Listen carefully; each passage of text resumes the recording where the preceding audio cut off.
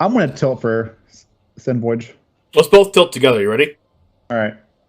When the Wandering Emperor gets cast, we both have to tilt together. I trust me. All right. I'm ready. All right, cool. I'm ready too.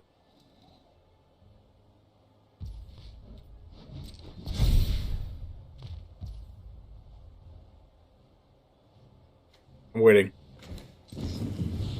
Oh my god, every freaking time. So oh my Third god. Emperor? Why do they have so many Wandering cards? Emperors? You have to be kidding me. You don't have Emperor, you top deck Emperor against my freaking dragon. Nobody's supposed to Emperor my dragon, and then they have another one off the top. I can't play around 2 in a row. Are you kidding me right now?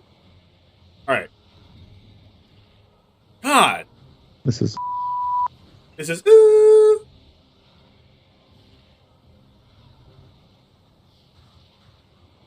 Welcome everybody to Stream League 11, sponsored by CoolStuffInc.com. I'm the one James. This over here is AliEldrazi. Say what's up to everybody. What up? Gotta give me a little bit of flex. There we go. Let's go. All right, there we go. All right. Well, this is going to be one of the first, if not the first, standard tournament of the Streets of New Capenna set. I'm so excited to see what we bring to the table here. There's about 45 players in this tournament right now. Let me go ahead and double check to see how many people are in this tournament. 48 players in this tournament right now, so super excited to see what people bring to the table. I know Ob Nixilis is probably a little too strong if you ask me, but hey, I really like the card. I hope it doesn't get banned. I like playing with it. It has really good counterplay, being able to kill your opponent's creatures before it comes down, playing around it. Once it comes down, maybe having enough creatures on the battlefield to be able to attack it. There's a lot of ways you can play around Ob Nixilis. It's a very, very powerful card, if not the most powerful card in Standard. But we're going to get into the matches as soon as we can. All right, here we go. No double white for Skyclave Apparition yet, but a Hopeful Initiate comes down here. Double Island. Ledger Shredders we're seeing for the first time here. There's the other planes, so you're saying there's a chance. Ledger Shredder coming down here. Hopeful Initiate gets in for one. This is good. This is good. Hoping for a Jukai Naturalist if you're Sopro, right? Yeah, then he gets eaten by a Skyclave. Exactly. Then we have Spell Pierce for Strangle. That's a Kami. It's even better to eat with Skyclave. Oh? Ooh. Oh? Actually, I don't mind this. Wait until next turn? I like holding on Spell Pierce for like the Kiki Jiki or something. Yeah, true. I don't mind this play at all. It's a little slow. Like the Hopeful Initiate is not growing is kind of annoying, but like if the Skyclave came down this turn, then the Hopeful Initiate can grow, but then there's no second Hopeful Initiate on board. Alright, here it is. So now, the Skyclave Apparition still has to take out the Kami. Oh my goodness, what a play. Look at that. Perfect. Good big brain call from Adam. Not playing that Skyclave. Large brain. Love it. Oh, I love it gets the loot too. The loot's so good. Yeah, discard the island. Get it out of here. Yes. Yes!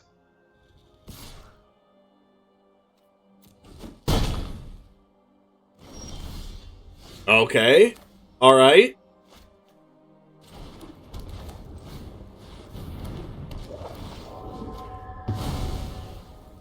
Get in for 3? Yep. This combo of transients is going to be extra annoying.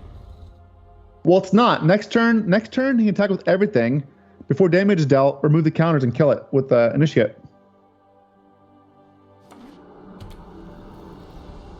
Right? Yes, actually. Strangle. Yeah, that's not... Wrong.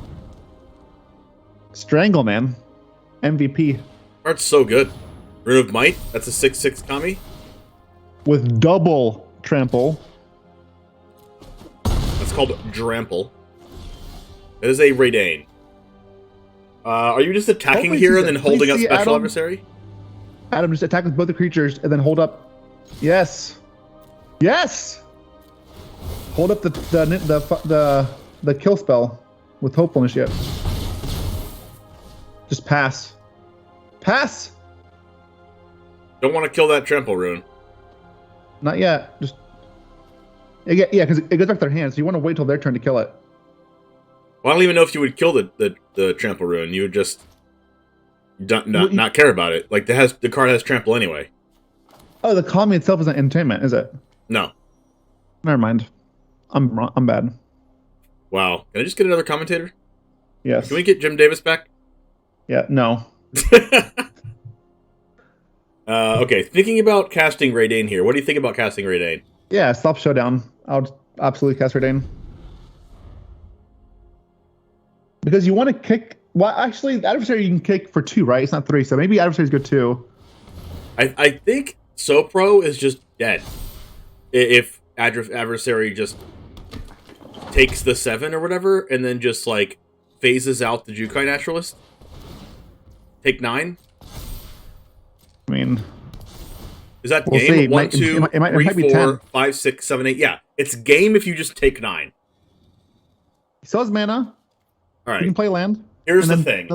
Adam takes 9 and then wins with Spectral Adversary, phasing out the Jukai Naturalist. Game over.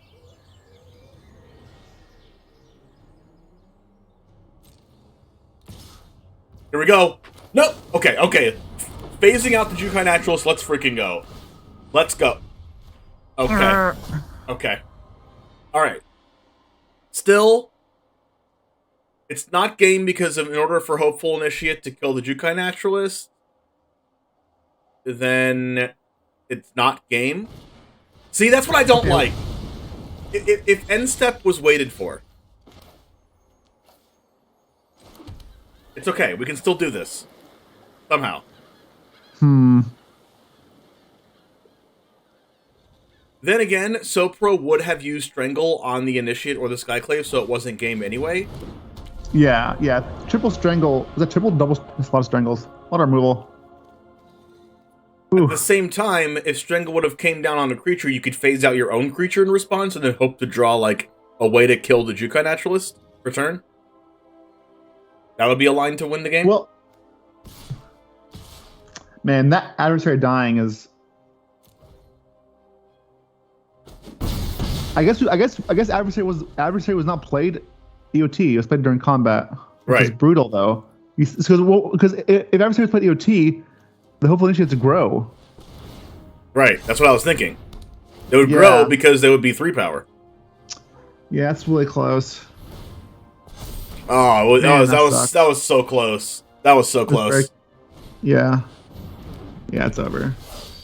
Because now we're gaining 20,000 life, and it just gets silly. This deck gets so silly. Naya Runes gets so silly. Like, I don't know. It draws 1,000 cards, makes a Merit Lodge with trample, lifelink.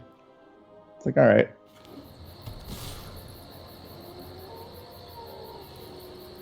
Yeah. This is game on board. You know what? I have faith in Adam. He's gonna come back. We'll see him in top 8. You did say that Runes was gonna have a good chance in this tournament if not a lot of people were playing it. Oh, I don't want it to, but this deck is still very, very, very good. It's definitely underrated.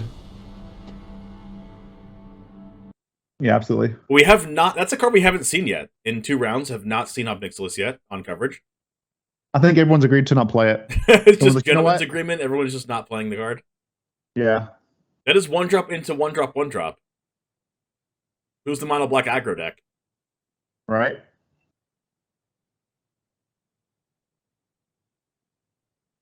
Green side of the land coming down for John.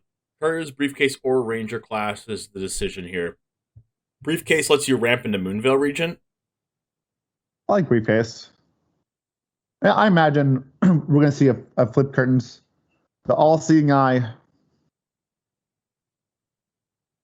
It's revealing eye, Ollie. All-seeing, revealing, different?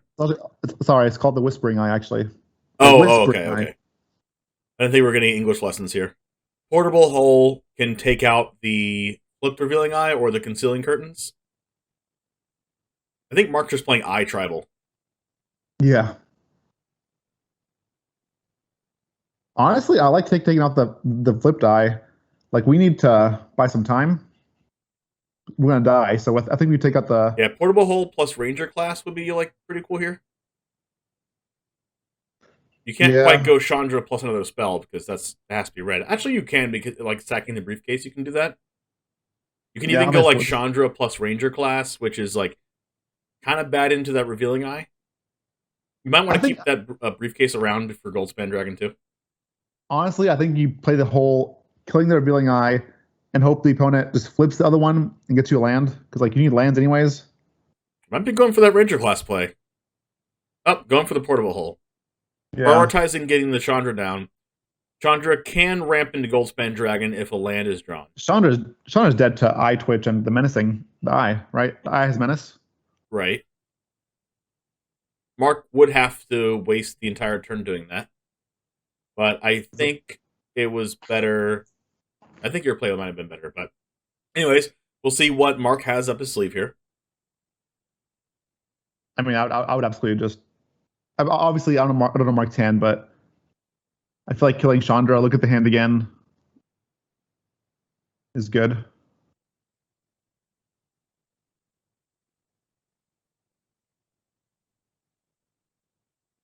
Revealing Eye, one of those one drops that like you might be hesitant to play, but then when you actually play with it, it just constantly overperforms. Yeah, honestly, with the Revealing Eye there, I think I decline. I think I take nothing. Just to like make sure John doesn't draw a land. Even though John would have drawn a land anyway, but right, but he's one card deeper. Like we'll see.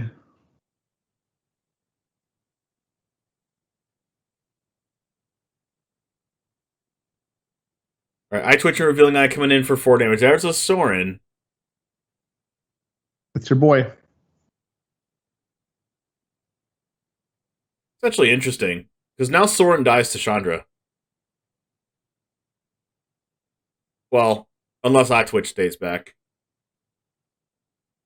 Eye Twitch does stay back. Fable gets to discard if John so chooses. Discards a Ranger class. Draws a Fleetfoot Dancer, very strong.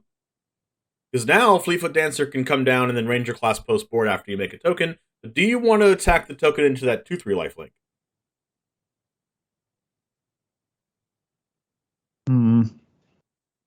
No.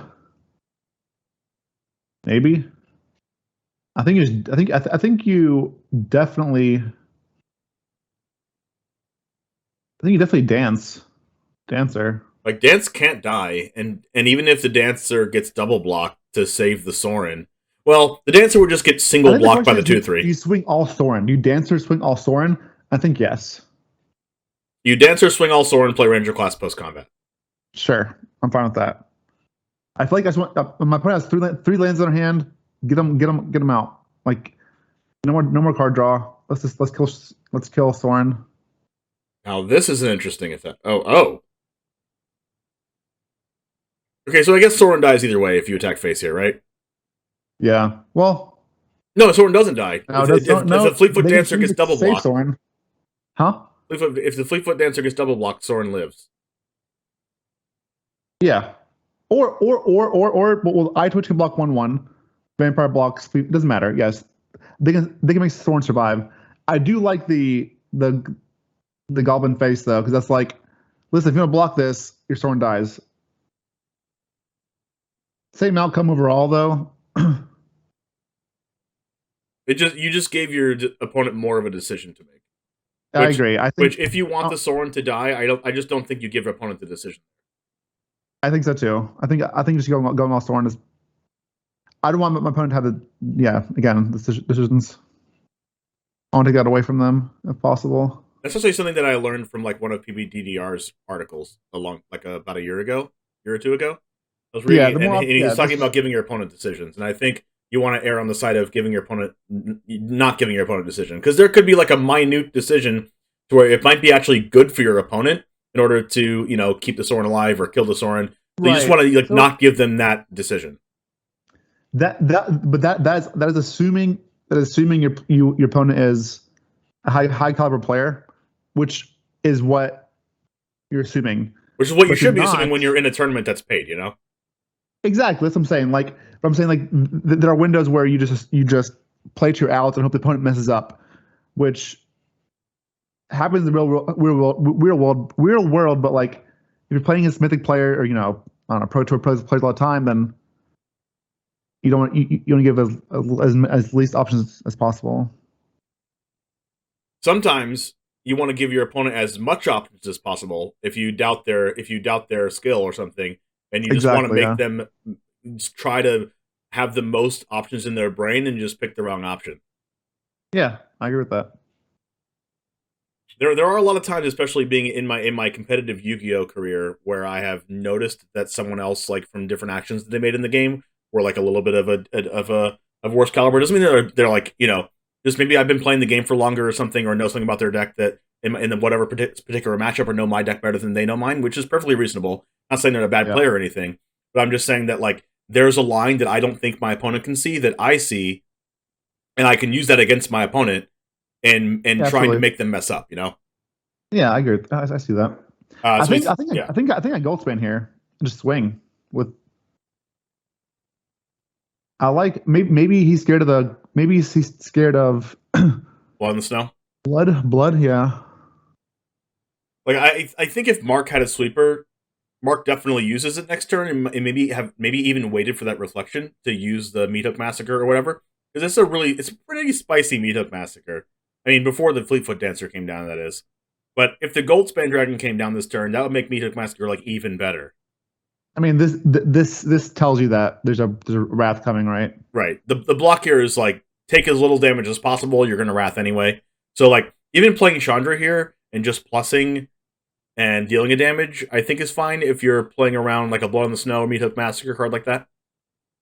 Yeah, I think that means you have. Thing is, that if you do that, at that point you're probably committing to blocking the eye with 2 creatures, which is fine. But if you do that, then Revealing Eye can just take out the reflection. Sure, you can have a Wolf and a Chandra, and now I don't have to play my sweeper. But like, I guess they would play the sweeper anyways because there's a big dancer there. Yes, exactly. Still have to. I like Chandra here. Chandra plus. See what John decides to do here. Looks at the graveyard. Sorin, Skullport Merchant in there. Probably saying, what can they bring back with Blood in the Snow with this cast? Yeah, it's Sorin. And then even if Sorin comes down through the Blood in the Snow here, Goldspan Dragon can pressure the Sorin pretty hard. Yeah. And also, if a land is top decked, you can even go Goldspan Dragon plus Ranger class level 3. Oh wow, he's going face. He's trying to damage him. Going face is. Well, I think Mark knows if he goes to the Planeswalker, John will double block the eye, and this way, yeah, I like the block here. He's saying, "I know you have." Yeah. But now if Mark has like a power word kill, he can kill both of them. But would you really, if you had power kill, would you really go power kill and then not cast Blood in the Snow? No, right? You're just always casting Blood in the Snow. Blood, yeah. Yeah. But I love that Mark. I love the attack by Mark, though. That was very smart. To go face na Chandra. Did you say that it's Smark? Smark. It is Smark. Hey, there's a land. So now, well, actually, the Chandra can make the mana anyway. So you were always going to have the Ranger class here, but class is already at 2, I think. Yeah, you can actually go class for 3. Whoa. Okay. Well, this guarantees killing Sorin. It does, yeah. Yeah.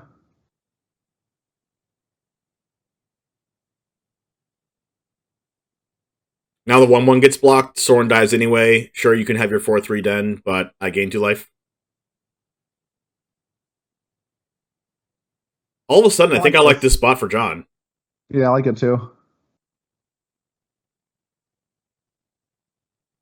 Yeah, this also plays around. This also plays around Invoke Despair. Yeah, like Pete just said. Yeah. Oh my gosh, that's such a good Invoke Despair, though. It's still very good, but if there's Goldspan out, then you get like infinite for 1. Yeah. Oh my. We're short. Let's go. Next turn. There he is. Gold Spurn Dragon. Back when they gave us some animations on Arena. Actually, I think they've stepped up the animations. I think for the new set, I've seen some animations that I haven't seen before. When I was doing the early access event, I was like, wait, they changed the Meat Hook Massacre animation. That's for sure. They changed a bunch of them, and they added some new ones. Did they? Yep. I haven't seen. I've not seen any. Yeah, have you noticed the Meat Hook Massacre change animation? It's just a big, what is it? Just a big black thing through the screen. It still kind of like does the thing, but it just does it differently. I don't know why they would put effort into doing that, but it is what it is. All right, we have Titan of Industry here. Do we attack with Goldspin Dragon first? We even fire up the Den here. 3, 4, 5. 1, 2, 3, 4, 5. Not enough mana to attack with Den and Titan here. Well, I think the play is to go to combat. If they kill Goldspan, probably animate Den, potentially. They just wait for Goldspan to attack anyway, because like there's already just too much mana. There's no point in like one less treasure is like not that big of a deal, I think. I mean, but if he does it now, though, it means he can cycle the land. So if he plays Titan now, and opponent kills his Goldspan, he can crack the treasure, right? And tap land to draw a card. So playing Titan now actually doesn't matter. Man. Okay. Getting in. He's at 26 though. Like I want to get the Titan down personally.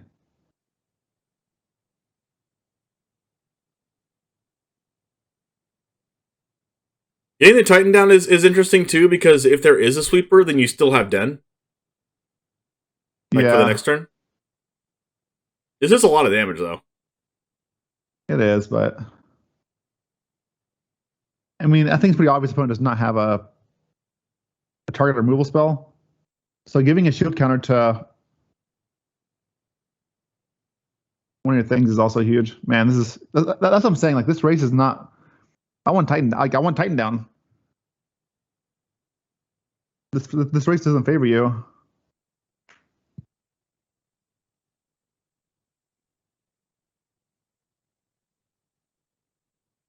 Like Mark is essentially swinging for 7 points of life every turn. Or was now. Yeah, like just drop the Titan. Holy moly. So we Titan here. We have to gain 5 life. I think it's 5 life and shield something. Probably shield it. Yeah, because the shield helps us protect against everything except Meat Hook Massacre and Invoke Despair, I guess, but because it stops Blood in the Snow, stops Infernal Grasp, and Powered Kill.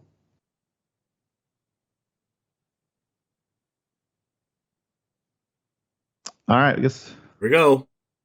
It's interesting to go for the Goldspan Dragon now and then not go for the Den like they did before, but maybe the untapped mana on Mark's side.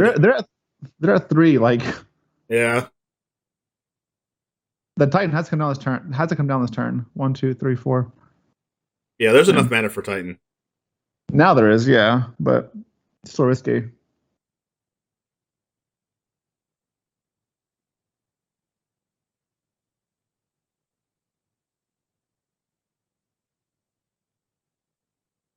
Titan of Industry, shield counter, gain 5? 5 life, shield counter. Yeah. 5 life, shield the Titan, I think.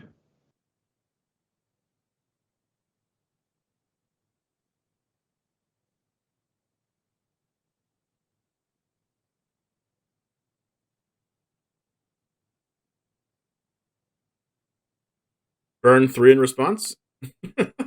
Yeah. That's something that I do want to see today. I want to see a burn 3 for lethal with Maestro's Charm. Oh my. Double powered kill? Excuse me? I mean, he's... Or just like has a sweeper? He has a Blood in the Snow.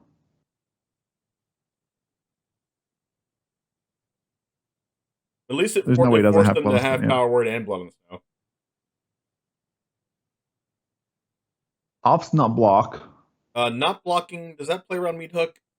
It No. doesn't because Mark can still meat hook for 7 exactly. Yeah, I like blocking there. Whereas our life is not very high, and opponent's getting back a 2/3 life linker. So I mean, even the 4-mana card from Grave, the new underdog, can attack here. That puts it on a 2-turn clock. Okay, never mind. Here's Chariot. Well, he attacked already. He attacked already. He attacked already. True. Main phase 1 is not main phase 2. Chat. Write that down, people. G. All right. I don't know. I like the block there with Titan. What do you think of next turn for Mark attacking with the 2/3 and then just minusing Sorin again, and then hoping that John Ramos can't win, and then attack for 4 on the on? I think if he plays a minus, I think you underdog first. Okay. I kind of like the minus. Also know his hand.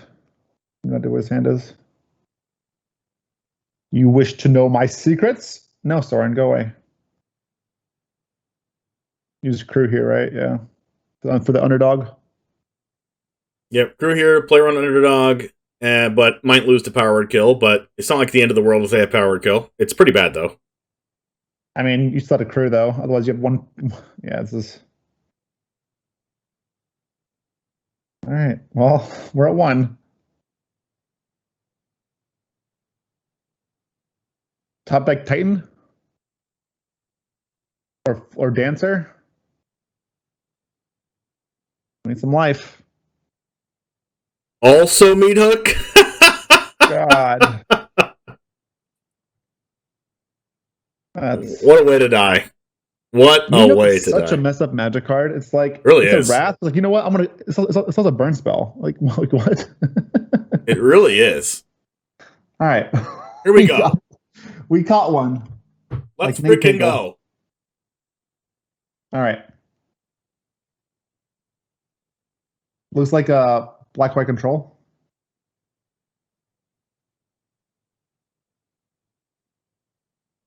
As we can see. Seems to be a popular theme, Ollie. Yeah. Yeah.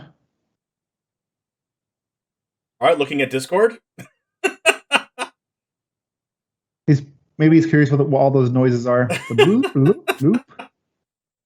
We're spying on you. You know what you can also do is share your screen in the Discord of Magic instead of sharing your entire desktop. All right, do we need to do a crash course on how to share your screen in Arena? I thought this was self-explanatory. It's okay. Magic players will be Magic players. I mean, Magic players are some of the smartest and people I know. God, it is not that difficult. Anyways. Myself included, by the way. It cracks me up. All right. We see Elliot Dragon coming in with the underdog, putting Counterman to 14 life. Counterman plays that land for turn, Takanuma, Starnhelm Unleashed in hand. That's a card you don't see a lot of, but when Starnhelm Unleashed gets played against you and nicks 3 angels, you've found out that you lost the game pretty quickly. Oh yeah, I agree. I mean, I like the restoration here, right? Yeah, you gotta hit those land drops. All right? I mean, I don't know. I value land drops, but maybe he wants to just have the option to block the underdog if it happens again. Uh-oh. We're gonna look at top 5 cards. All right. Back to Discord. Busted. I like that tech. All right, Maestro's Charm, look at the top 5, put one in your hand, rest in the graveyard. This is the first time we're seeing Maestro's Charm resolved in this tournament.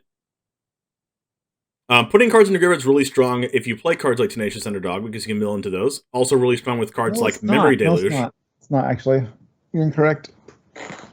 I'm wrong. Yeah, what's strong is your muscles? These guns. I knew you were going to say, oh my God. How did I know? I don't know you're going to say that. I had no clue, no idea. Would have never known unless you just told me right then. Would have never I wonder known. what he's thinking. He's got 5 cards in his hand. 5 glorious cards. He's like, which one do I keep? The one that's All a right, land, and then okay. We banned. Spirit Sisters called Titan of Industry. Plays Kalane. We're missing the white for his call. Well, that's So the white right there, right? The treasure. That's probably what he was looking for. Maybe the pick was Kalane. If the pick was Kalane and missing white, that would make sense. Yeah. All right.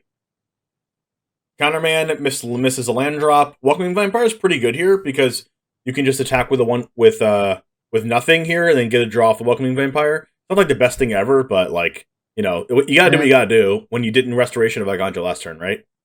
God, I know. I know. I don't know. I would restore. It doesn't matter. We're here now. Still no land. All right, this is a word of the wise here. Hitting land drops is powerful. How is okay? So there's a Mirror's Call in the graveyard. Was that discarded because of hand size, or I think it was discarded. Duress something? No. How was it discarded? Back to Discord. You'll love to see it. Love to see that they're following Jaffer. Jaffer's a good content creator. Headology Magic, great people to follow. I agree. You gotta make content out of something, right, Ollie? It's true. We gotta talk about something. gotta work with something. All right, Spirit Sisters call. There you go. You called it. Sacrificing a creature, bringing back Titan of Industry. We're gonna blow up that freaking announcement. Blow up the announcements. Make a 4/4. Yes, 4/4. Because we know opponent's playing Vanishing Verse, so we don't want to get Vanishing Verse. There it is. 7 mana. 7 mana. Freaking. What's that card called? We just played a 7 mana Reclamation Sage, right? Interesting. Perfect. The Rhinos are back in town. James. Wait, hold on. That has to be some kind of flavor twist where Siege Rhino wasn't reprinted and they just made a bunch of Rhino tokens. Because that's not the only Rhino token in this set. It's the only one that matters. It's only Rhino that matters to me. So it's more like it's not really like a Rhino to you. It's like a Rye yes. Correct. Ah, got it. We're on the same page now. All right, that was the worst joke. All 200 people in here are cringing and also leaving. Oh, I loved it. All right, so we can sacrifice something else to the. Oh, I actually love Titan of Industry with Spirit Sisters Call because you can sacrifice the creature that it makes for another thing. Oh my God! Do we have anything else? Kalane. Ooh, I like Fable with the Mirrorbreaker in this deck too. It can discard your bombs. You can also sacrifice the Fable to get another enchantment if there's one in your graveyard that you want. Also true. Walk in the Rhino. You can sack the Fable to get, like, I don't even know if there's any other enchantment that you would want, though. Oh my God. What is that? Toxrill. Yes! Yes, Elliot Dragon. I mean, he won't trigger. He doesn't get Vanishing Verse, unfortunately, but here we are. Do we think Elliot Dragon plays the red 4-mana lesson that no one plays? Discard 2, draw 2? No. But I think he plays Lord Xander, the Collector.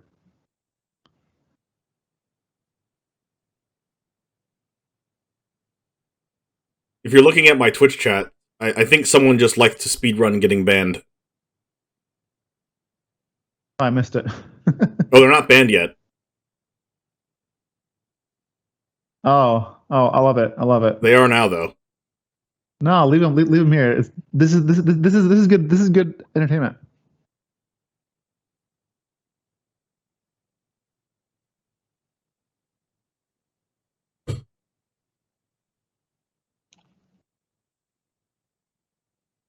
All right, we all know who likes to speedrun. The person that wanted to get banned. Counterman, on the other hand, likes to speedrun missing land drops.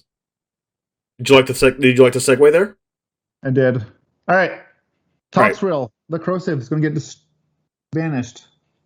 Vanishing verse to Toxrill. Is You know there a what? Planeswalker in Elliot playing. Dragon's graveyard to bring back with the Confront the Past, or is that just there to kill a potential Wandering Emperor? Waiting for the Toxrill trigger is interesting. I like it. Maybe Counterman just wants his creatures slimed. Come on, you've been on Nickelodeon and you get slimed sometimes. Ah, I get it. Oh my gosh, I loved that show. Yeah, the slime show. Who in the chat or watching from YouTube is watched Nickelodeon's slime show? Nobody. Hey, we're boomers. Oh, true. To be fair, how old is that slime show? Like, God knows how old that thing is. 30 years old? Yeah, 25? Too old for boomers. The only slime for me is your. Ah, that's what I was going to say, but then you said it. Yeah. No one else said it though. All right, we're going to Titan. Here we go. Gosh, I really like this deck. Maybe Elliot Dragon. Maybe I would like to see those blue sources for Elliot Dragon not be pathways and just be duels. But it looks like he's playing all the well, at least most of the 2-color duels. Listen, Elliot does not want to be slow. Elliot wants to do his thing when he wants to do it. He's not gonna play tap lands. He's going fast. That's true. Gotta go fast. That's true. You want to curve out. Blood Tithe Harvester, discard a card, discard Titan of Industry or Toxrill. Play. You know what? Plays Fable of the Mirrorbreaker on turn 3. Attack into untap land. Spirit Sister's Call on turn 4. Bring back that Titan of Industry. Okay, I lost you a long time ago. This is too much. This is too much talky. I think I was very concise. Were you? Oh my God! Look at all those rhinos and we got rhinos, shamans, and fucking towers.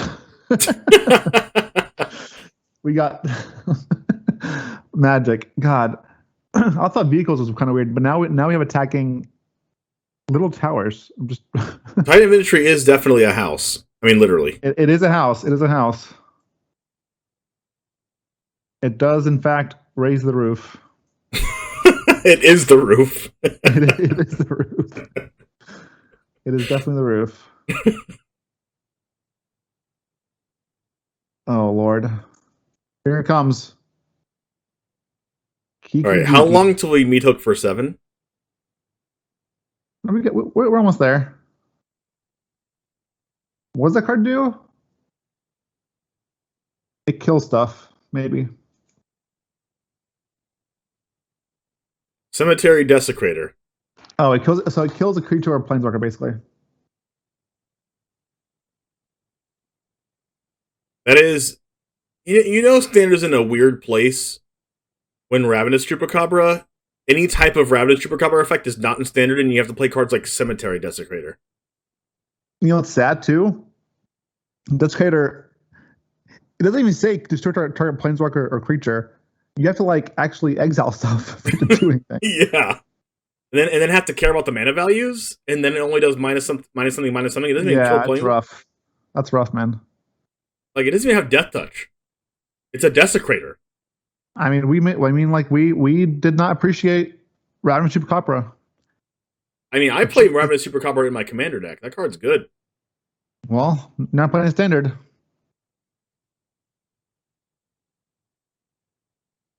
Here we go. So, anytime Planeswalker is activated, can you do their voice lines for me? I don't know all their voice lines. I can make some up though. We can do this on the fly. All right. That's a cool art of Spirit Sister's Call too. You'll do what? It's a cool art of Spirit Sister's Call. It is, yeah. Most alternate art is beautiful. It's gorgeous. I love it.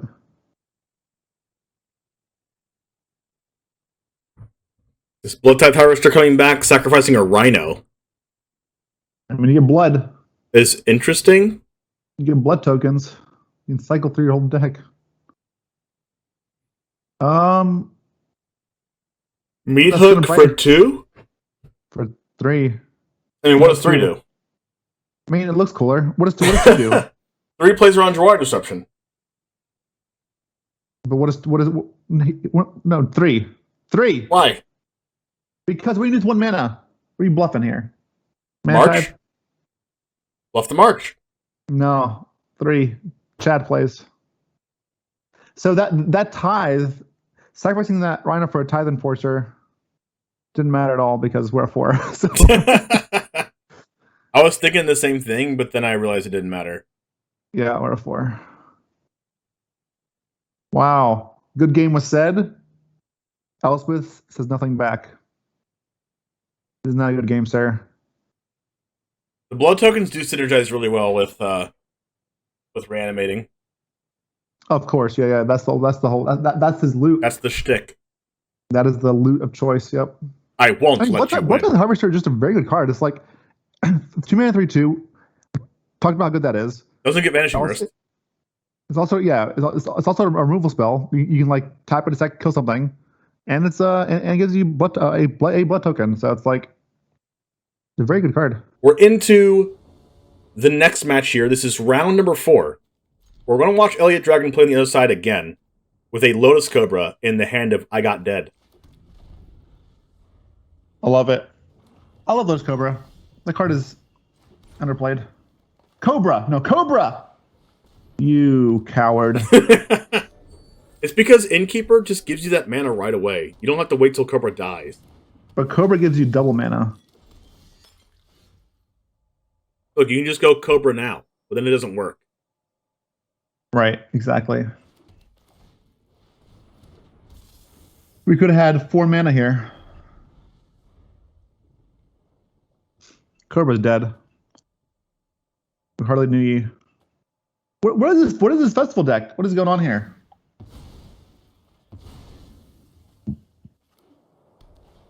I gotta pull this up. We have a Fable of the Mirror Breaker here. We can cast Ren or Elspeth.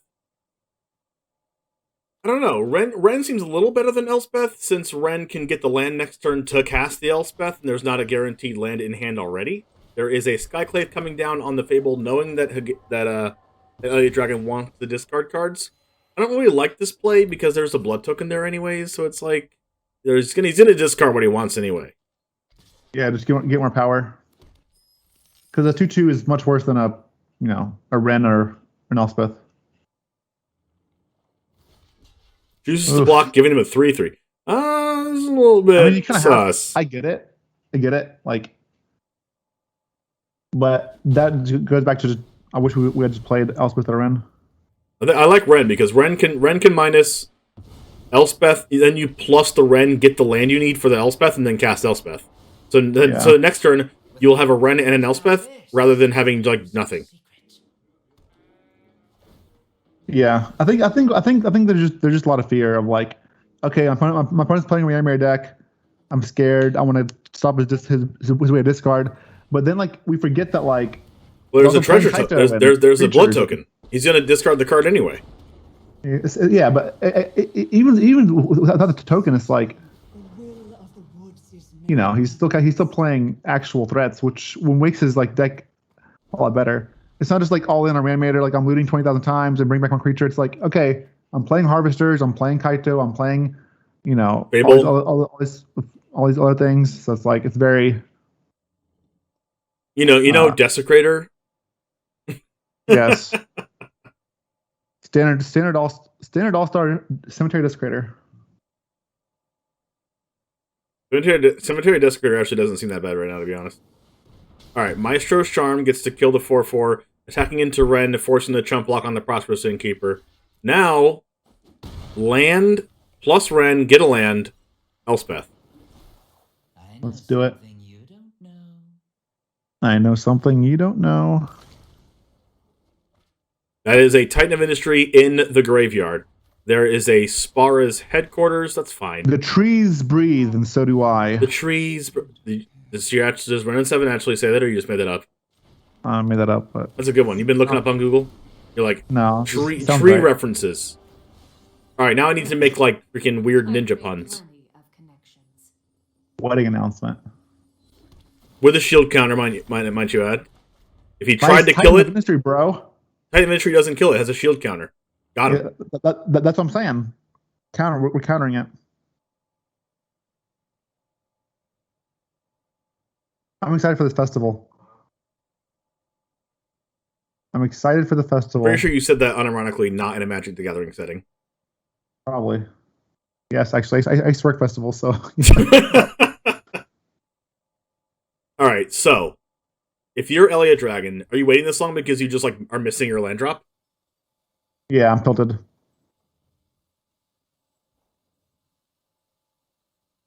Maybe so you plus Kaido first action. Yeah, like because I would plus first because I'm looking for a sister, right? Like I'm probably looking for Spirit Sister's Call. Well, you probably already have Spirit Sister, but don't have the land drop. Okay, well then if that's the case, then you attack. Okay, I like this too. We get to kill off Ren. Actually, I just got word that from Twitch chat here that this person, Victoria, I Got Dead, that we're watching right now, playing this Bant deck, won Jarvis Moonbeam's tournament yesterday with this deck. Oh, sick. Sick. I love the deck already. All right, hear me out. I want to cast it. I want to see Lotus Cobra. No, hear me out. Storm the festival.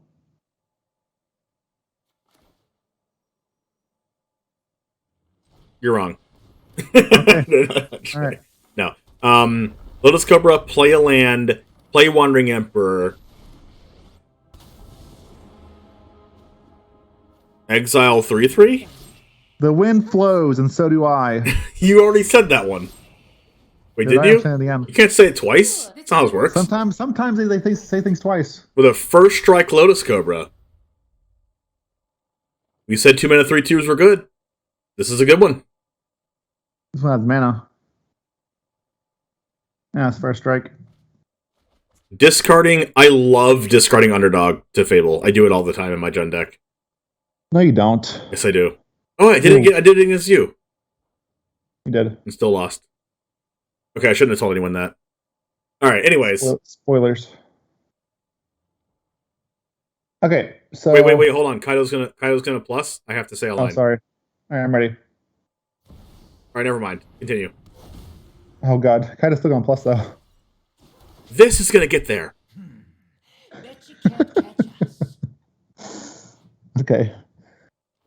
Why do you like my lines so much? They're awful. It's just funny. It's just, you know. Titan, 4/4. Shield.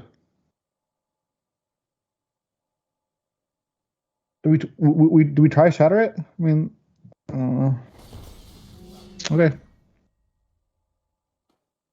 Can we please cast Storm now? I just want to see it. I just want to see the festival go crazy. Actually, I got it played correctly. They held the BCG for the Spirit Sister's Call. Which actually correct. I was wrong. Good call. Buseju, who endures. All right, you're gonna need to do 2 separate voice lines that aren't the same thing in this turn. We'll see. It might be 3. Oh yeah, it might be 3 with the Ren. Maybe you use the Wandering Emperor and the Elspeth just in case you get another one off this from the festival. Beep beep, little Jeep. What did you just do? You are not in here anymore. Oh, she's back. What just happened? I don't know. All right, here we go. You ready? Well, that's a Skyclave. Confident? You're just underwhelming. Wait, you don't have to say the lines because they already said the lines. Confident, but so underwhelming. Is that what she says? Did you just like go down for a second? I'm back. No, you went down for a second. Oh my goodness. You went down for a second. Anyways, Elspeth Resplendent. It has 3 loyalty right now. It's gonna -3 and kill itself. Okay. This gets a Skyclave with a shield counter on it. It's gonna hit the Kaido. Ugh. You'll never outlive this.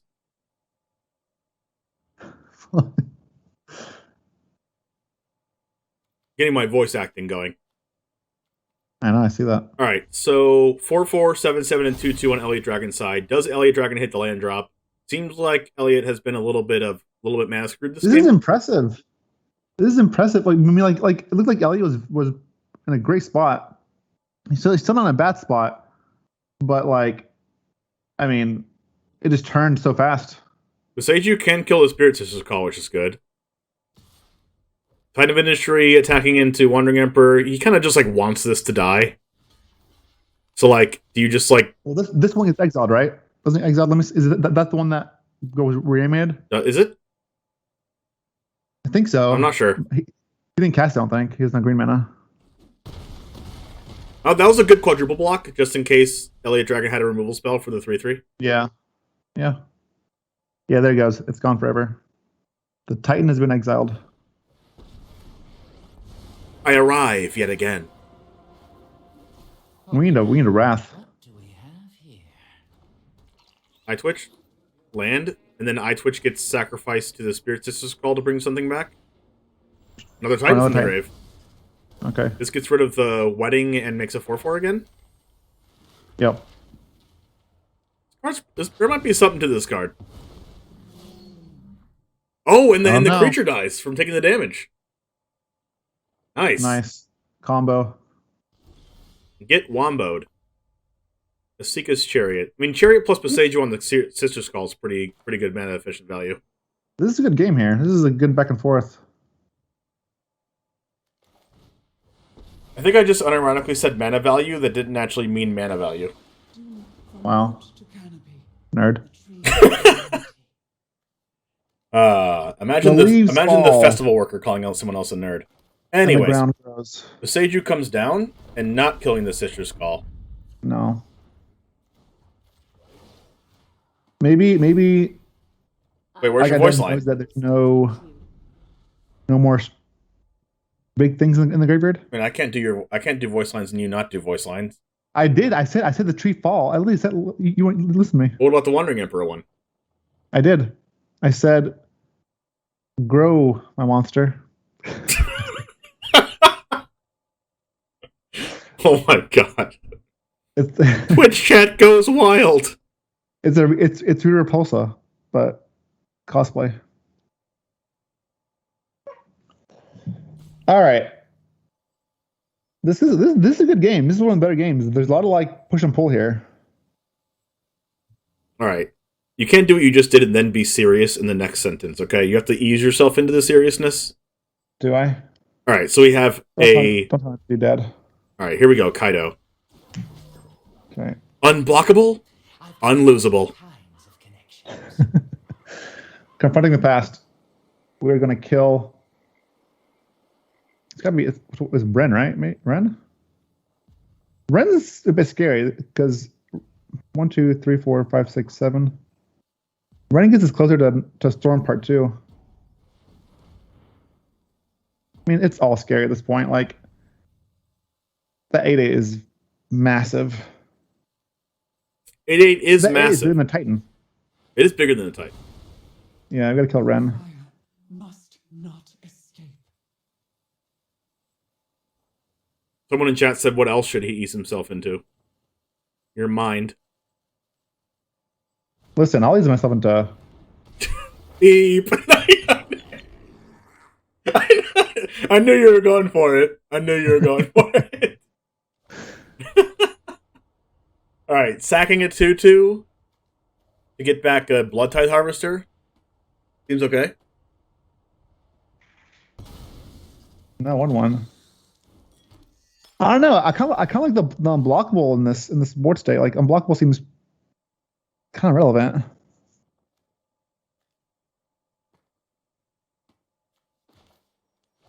What's the blue for here? Are we playing Tameo too?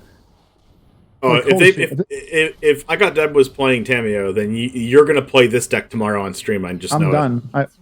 This is my new horse. Oh, I knew it. Oh, really? You can't just change horses halfway through. You understand that? If right? There's Tameo here, you could have figured that out before the tournament started. I could have. I can figure out now. Okay, so I think getting this land's pretty good because you can get the land from Lotus Cobra and cast Chariot. That was pretty good. And then that lets you cast Storm the Festival with any untapped land next turn. I love it. Still game one. Impressed. We're probably gonna ride this match out to the finish. Okay, I didn't mean to say it like that. Anyways, we have sorry. Remember your First Strike, Lotus Cobra. Nothing can attack really. We are in a stalemate at the moment. I'm pulling up the list now because I'm just curious now. No, there's no Tamio. So it's 4 Wanderer, 3 Elspeth, 2 Brand 7, 4 Festivals. 4 Festivals. We're going in. Basically, all I got dead saying is I'm not going to play against Elite Spellbinder or Thalia. I mean, I like that though. I like that plan. All right. I don't think there's any more things in the graveyard, to be honest. If Elliot Dragon has like a Meathook Massacre, like the game's like almost over. Is it? Has to be a 1, 2, what? 6. It has to be a Meathook for 3. That's fine. Leave the 9/9 there.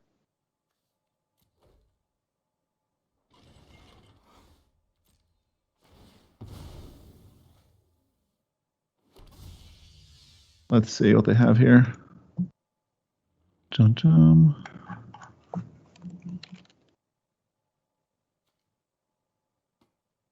Elliot Dragon have Meathook Massacre?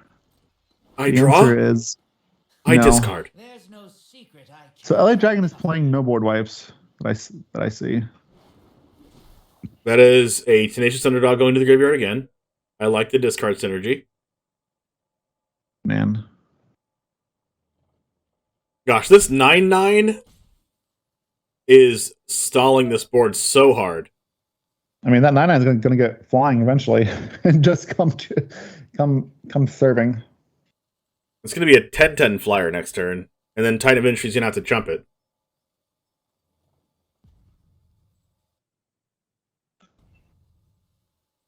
Yeah, because we're also going to get cloned.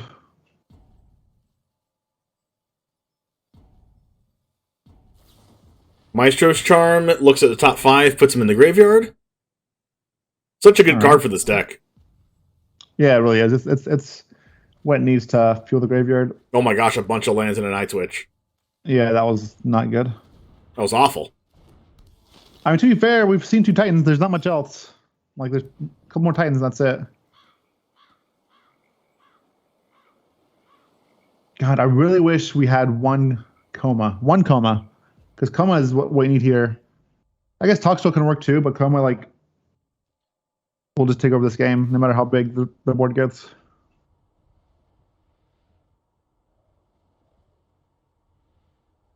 Naya Runes is actually the 3rd highest represented deck in this tournament. Man, I guess they came in last second. There's 8 Esper Control, 5 Jund Midrange, and 3 Naya Runes, and then the rest is 2-0s and 1-0s. 8 Esper Control? Dang. 8 Esper Control, 18% of the tournament. I mean, it's not too bad. It's fine. So we have what? We have 1, 2, 3, 4. Not enough. Oh my God! We're playing. Did you see this? Oh yeah, I'm watching. Tendency. The Broker's Ascendancy is going to be nuts. I know there's a hero. This is great. All right, this is like everything you want in a deck. Everything except no Tamio. Tamio. You'll just play one Tamio and just say and then just like say you played it. Exactly. I have got new moves to teach you. I have got new moves to teach you.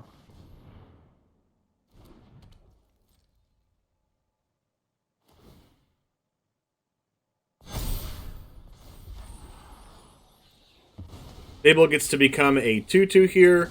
There's 2 Tenacious Underdogs in the grave. Titan of Industry still hanging out. I mean, that's this deck would be interesting to have like a Deadly Dispute in it or something. Just to like, if you have to cast like a Desecrator, like Cemetery Desecrator, just like get it back in the graveyard. But I guess like attacking with it and getting it blocked still is kind of like the same thing. 11/11 attacking Tree Folk token in the air.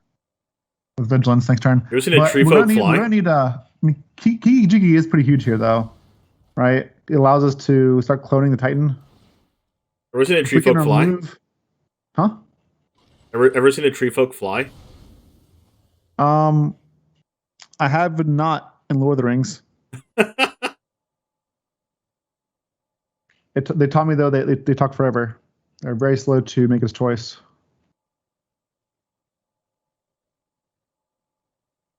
Everyone's dying. We'll just chill.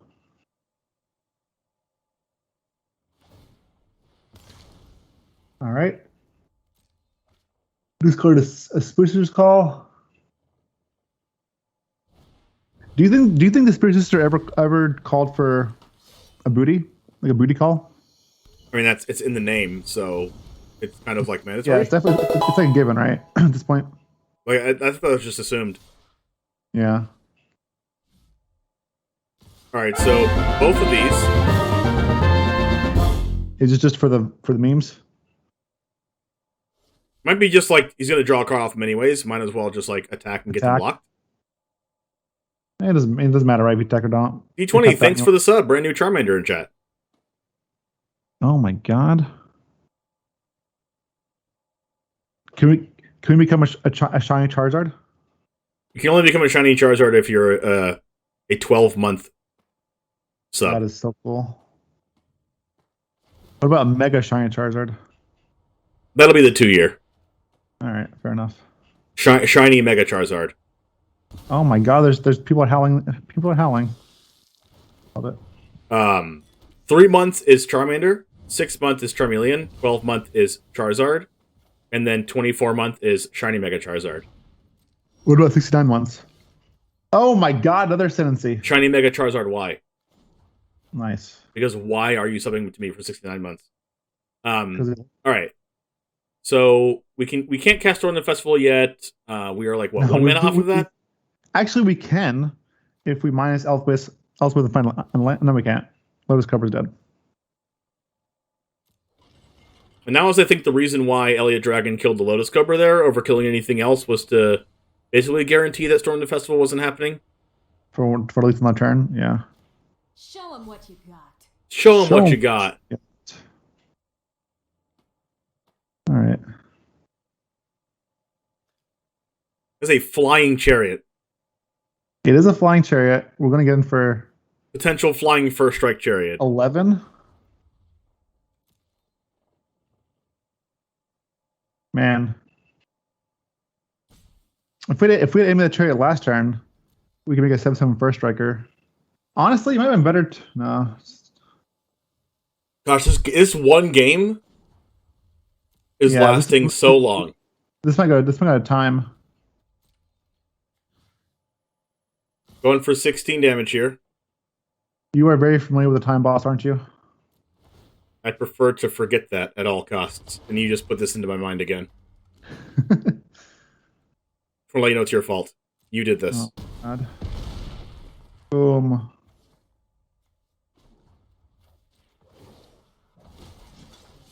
Guards, to me. All right, opponent. All right. That was insane. Elspeth is threatening Angels next turn, too.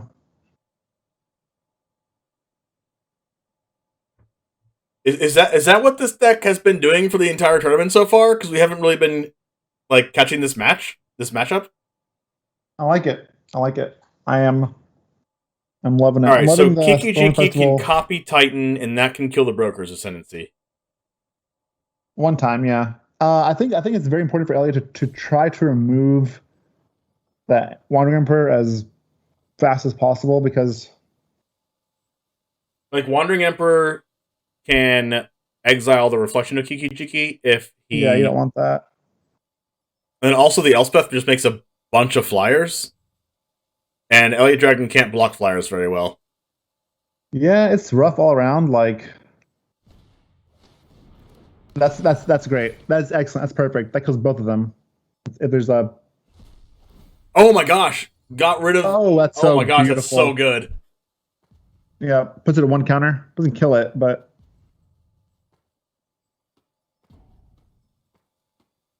Can also kill the 10/10. By minusing the 10/10 and then Blood Tide Harvestering it? Yeah. But I guess not really that relevant, I guess. I think we want to deal with I think the walkers are... We want gone. Bet you can't catch us. This is a crazy freaking game. Yeah, there's been so many decisions. Like now, if LA had kept the 1/1 from a long time ago instead of keeping the 2/2 shaman, we could have been attacking with that 1/1 unblockable and just killing Elspeth here as well. There's a one turn where we decide to sack the 1/1 to reanimate Titan instead of sacking the shaman. The reflection can copy the Desecrator. Look, to time kill boss the is entered. Elspeth? We're still in game 1. Time boss is into the chat, and we're still in game 1. That's crazy. Okay, so the reflection didn't copy the Desecrator. He probably wants to copy at EOT, I imagine. Maybe because he wants, right? Oh, that was funny. The Desecrator got sacrificed to bring the Desecrator back? Oh, no, because it's a dice trigger also. Oh. Okay, that card's a lot better. Wow. Another Emperor. Elliot Dragon's not going to play around second Emperor. No, I wouldn't either. And now the Titan Ministry has to block the 13/13? Well, or the iTwitch can, right? iTwitch is a free block. No that's trample. true. That's true.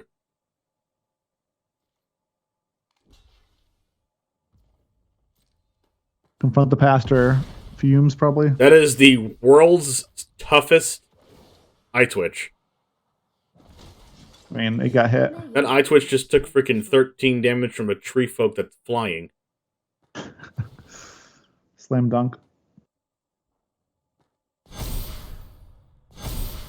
Man, these creatures are growing. Huge, yeah.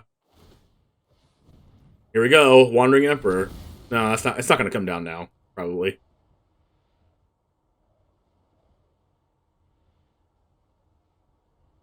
Hmm. And then Farewell comes down? Yeah.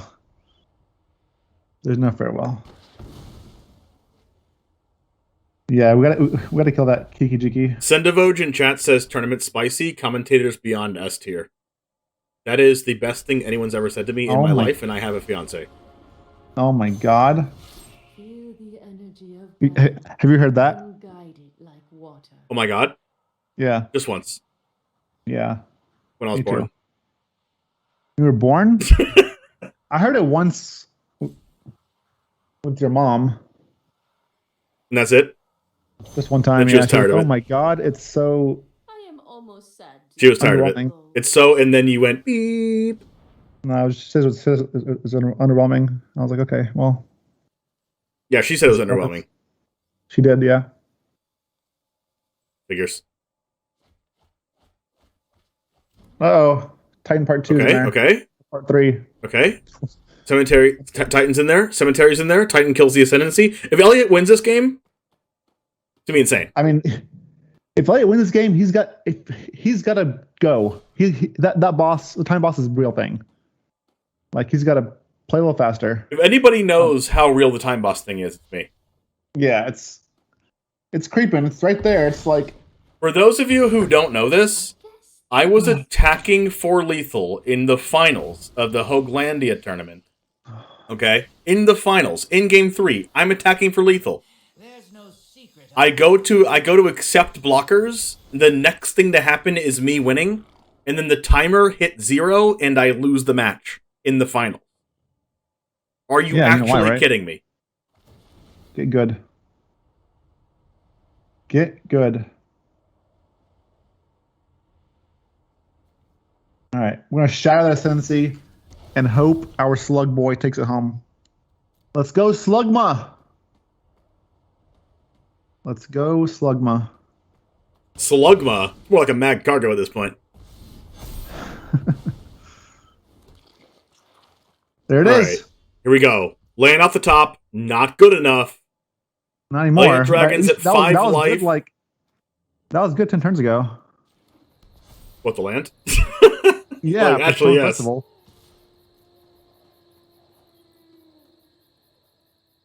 Man, there's been so many decisions that happened in this game.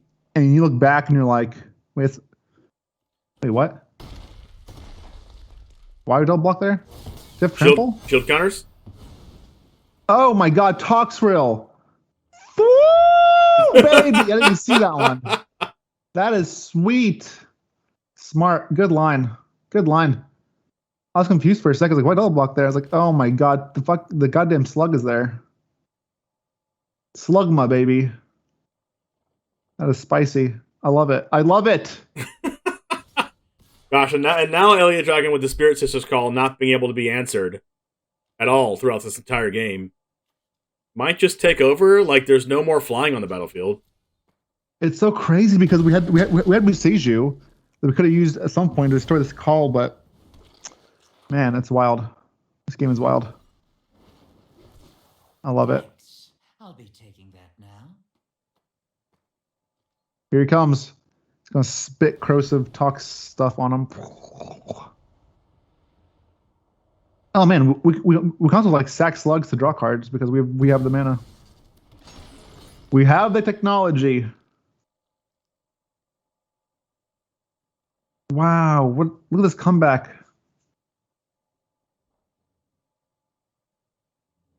The time boss up, man, I'm telling you. We are at 10 minutes. He's got to know, though. He's got to go fast.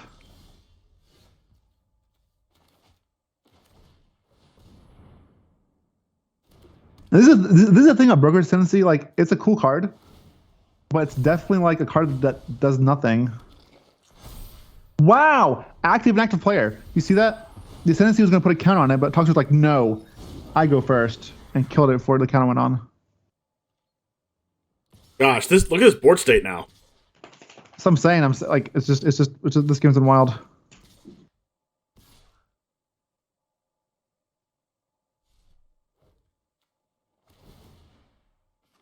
This is a wild game. There's been so many choices. There's like 9.5 minutes left in game 1. I know. Trust me, I know. Lord have mercy. Half mercy. HAFFMARCY. Half Marcy. Inside who can help. I mean, at this point, I just decline this trigger. We gotta end this game now.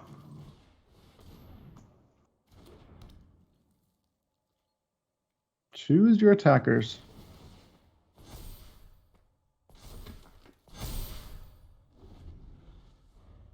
All right, it's time to go. All in.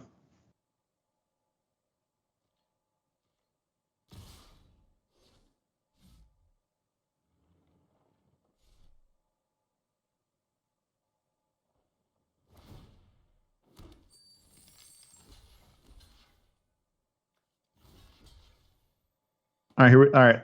This is lethal, right? Yeah. No, it's not lethal. We're 17, but we're getting there. All right, we did just get word that there has been a stream sniper streaming on one of the players' streams. So Make sure you know that since this is a Stream League event, that people are streaming this. As we see Cemetery Desecrator take the last laugh here in this game, 8.5 minutes left for Elliot Dragon. That if you do stream snipe in a streamer tournament that you know these streamers will be streaming, you'll be immediately disqualified from the tournament. Your opponent will get the win regardless of match outcome, and you'll be banned. Don't have a basic land. Todd Turkey is my worst enemy. Todd Turkey will draw a basic land. Look at those sleeves. just rolling in red. This is the deck I never want to face ever. The deck that before you even start the match, there's your red sleeves. Yeah, and then my opponent plays Thalia, and I'm like, okay, well, Thalia. Well, Thalia is going to be a 3/2 in this hand, or Elite Spellbinder is going to be a 4/3. It's probably Thalia 3/2. Make it a little bigger. First strike, 3D first striker is pretty good. You're like not dying to the 1/1 token if it's a 3/2 is really strong. Yeah. For those in the audience that it's like they just arrived now, just catching up with the tournament. What have been some winning decks so far? Ob Nixilis decks, Naya Runes, Esper, Kill Your Stuff. That's true. The cool ones we've seen are Titan of Industry, Soul Sisters, which is cool, and a sweet Storm the Festival, Broker Ascendancy, like Bant, Planeswalkers, also cool. I'd like to call that deck Shenanigans. I like to call it. Woo! Oh, okay, never mind. So Thalia didn't come down; it was Spellbinder. Yeah. In the sake of mana efficiency, I guess. But look what happened. Look what happened if Thalia came down. Yeah, Thalia would be able to block these things. Also, the Chariot would not be able to do anything. You couldn't cast Chariot. Yep.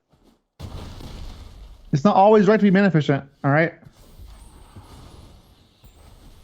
What do I know? I'm just a washed up boomer. You didn't have to tell us like it was. Now Thalia has to take back seat to Valor Stance and take a back seat to Showdown of Scalds. You know? Alright, at least the Valor Stance can kill the Chariot. Ob Nixilis comes down, Chariot can, like, copy the Ob Nixilis token, which is what they want to do, but Valor Stance takes care of the Chariot. Here we go. It's time for Ob Nixilis. Again. I am a Ob boy. Yeah, now you said it again. Now you rogue devils. More Valor Stance. So you attack in with the Hopeful Initiate and Etching, Valor Stance, make your thing indestructible, and then cast Thalia? Nope. You just cast Showdown? We gotta come back.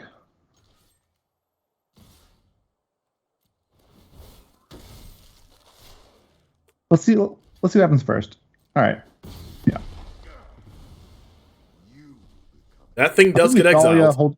We can't Thalia hold a Valor Stance, so it's like get Showdown down, because if you cast Thalia, you can't cast Showdown. Like it's so bad. You have to cast Showdown now. I like this. Because if we Thalia, Showdown costs 5 mana. We have to draw land. Blah blah blah blah blah. Can you give me that sound effect again, please? Blah blah blah blah blah. All right, Infernal Grasp goes to 19, kills the Etchings of Kumano. Finally. Etchings of Kumano is like really good against these 1/1s. So it's Ob Nixilis. We're getting life, James. We're getting life. Yep, it does that. Why does Ob Nixilis gain life? No one will ever know. Sky. We just take this, I guess. I will never know why Ob Nixilis gains life. Because it's a black card. Okay. I don't know. Throw down, buff the Initiate, Plains, Brutal Cathar, the 2/2. Could be an okay spot here. Devil kills Thalia, right? You want to save Thalia. Could be a good spot here. I guess. I mean, you're going to lose the Brutal Cathar if you don't cast it.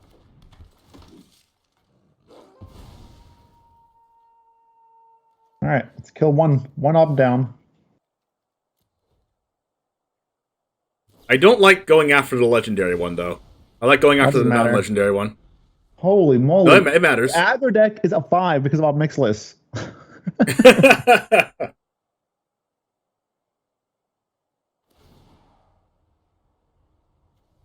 He just starts discarding Thalias now? God. This feels bad, man. Ah! That Thalia would have been so good. Oh my god. There's that one turn, man. I think Todd Turkey just like, it's best to pass, but it's not because you'll die to Ob Nixilis. Yeah, like Ob Nixilis is so brutal. I think you just like maybe like attack with Den. You have to attack with Den, I think. You got to go land. If you go land, attack with Den, and then any of those survive, dead. Because 3 life. You can't pass. I think what you do is you land, attack with Den, hold up Valor Stance. Or land, attack with Den and the 3/3 Cathar. Hold up Valor Stance. Yeah. because you want to push those. That way you can try to kill one at least. One Ob Nixilis. You got to kill one or else you're dead. Yes. Well. Oh no. Oh no. That's not what we wanted.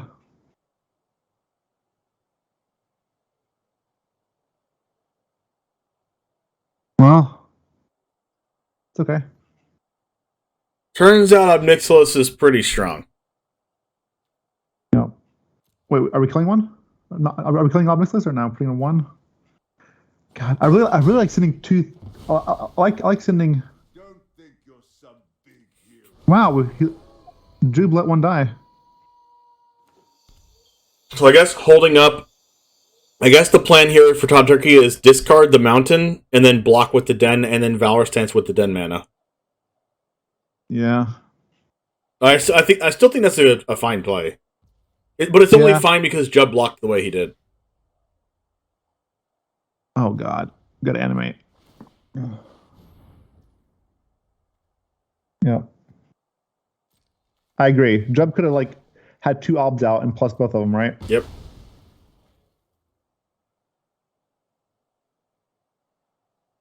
That land is gone. Can't Valor Stance anymore. Your punishment is my entertainment. Uh-oh. What, Chief's Thirst? Alright, well. I can gain life. That's a card.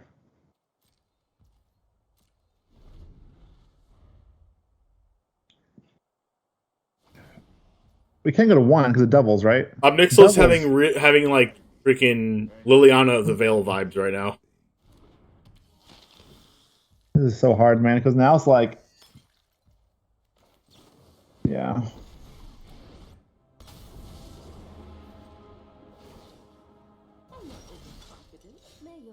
Alright, there's an initiate.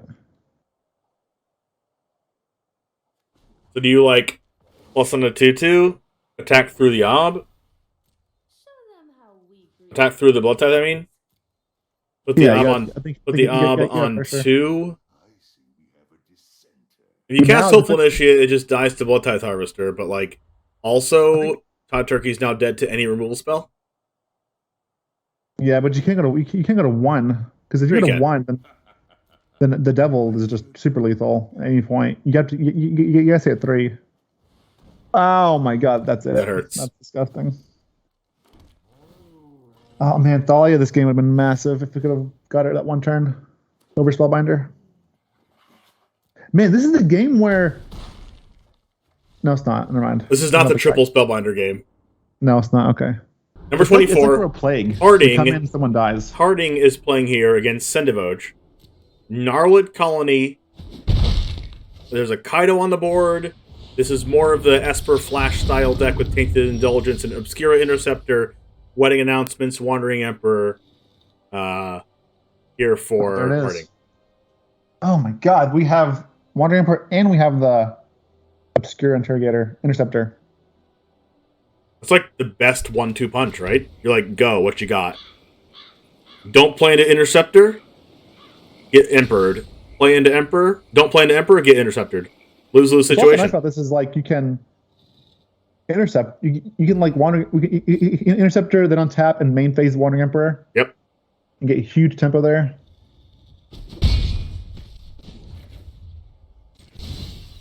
I like squirrels.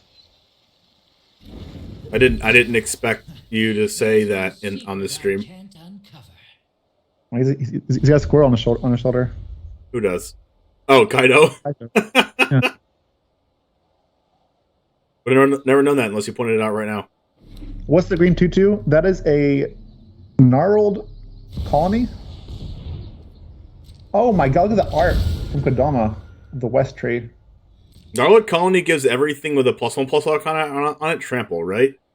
Yeah, I think that is definitely a draft card. So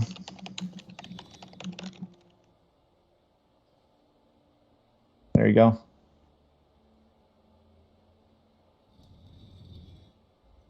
Someone said, "How did Predator find its way into a Wandering Emperor format?" To be fair, with that Wandering Emperor, the card's really good. If one doesn't have it.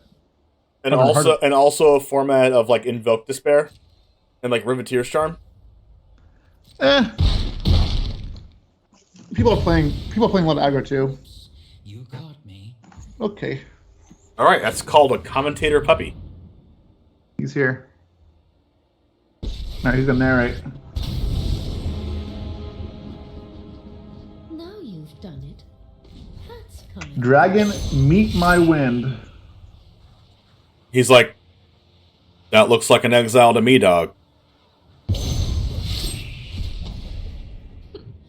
are not much of a roadblock. Actually, that's probably the most chill dog I've ever seen. Oh, he's like always high. I can tell. He just likes super chill. He's like, I like squirrels. Yeah, he's like, whatever you do not stop scratching me. I will. If you want to play with my hands like this? I actually think he's asleep right now as you're doing that. Yeah, he's a lover boy. He's a little lover boy. All right, that's it. I'm stealing him. When we're in Dallas for DreamHack, if you're going, he's mine. No, I think my next event's gonna be TwitchCon in November, October. Yeah, I'll be there. Nice. All right. So Kodama of the West Tree on the board. Gnarlid Colony, Infernal Grasp. This honestly, no, let it die. This is probably the card that's been most played on this stream so far. Infernal Grasp. I know. People are like, you know what? I don't care. Kill it. It's probably because Ob Nixilis. Ob Nixilis gains so much life that it makes Infernal Grasp safer to play. Yeah, it makes Infernal Grasp safer to play. Also, 2-mana removal is a little bit of a higher premium because you don't want on turn 2 you want to kill your opponent's things so that they don't copy Ob Nixilis. Yeah. And also, it's way better than Power Word Kill right now because Giada Angels are a thing now. Wow, perfect timing for the Emperor. I was like, look how good Predator is now without Emperor, and then Harding decides, you know what? Punish my opponent for playing that for doing it. Yes, bark dog, punish him. He's sleeping like a baby. He's so weird. He's so weird. Why are you so weird, Waffles? All right, you gonna lay down? Wandering Emperor. This is the largest snakeskin veil you've ever seen.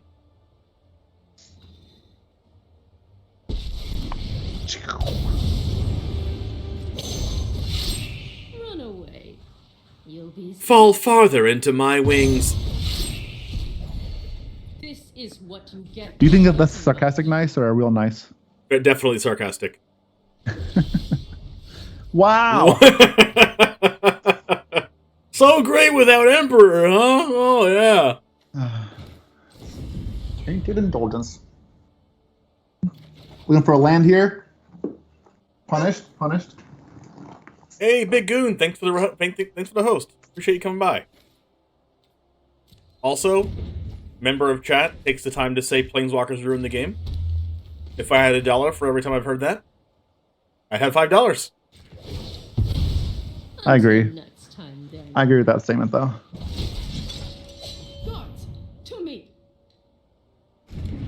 The shuffler heard the commentary. Shuffler's like, no Wandering Emperor? Got you. Oh my god. Alright, Storm Festival. Let's go. Dude, I love this deck though. Opponent has a theme. They're playing counters, matters, deck. And I love this. And honestly, I'm rooting for Sendivoge because Sendivoge is the one that said we had great commentary and he loves watching us commentate together. So I want Sendivoge to win. I will not forget that. Sendivoge, you can't lose. I salute you. That is another Infernal Grasp. Wow. Bam. Yeah, that is another Wandering Emperor. What a draw. Honestly, Gnarlid Colony isn't even that bad. Honestly, I think I just fire up the Hall Storm Giants and get in there. Woo! That doesn't do anything. Actually, it's fine. I think I think at that time I'll just fire up my Hall and be like, all right, here's 7.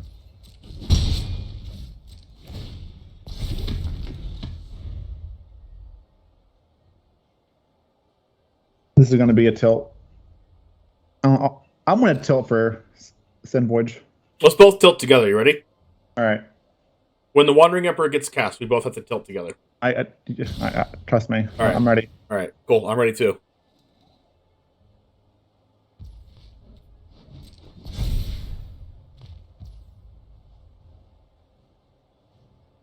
I'm waiting. Oh my god, every freaking again? time. So oh my Third god. Emperor? Why do they have so many 10 Wandering cards? Emperors? You have to be kidding me. You don't have Emperor, you top deck Emperor against my freaking dragon. Nobody's supposed to Emperor my dragon, and then they have another one off the top. I can't play around 2 in a row. Are you kidding me right now? Alright. God. This is ooh.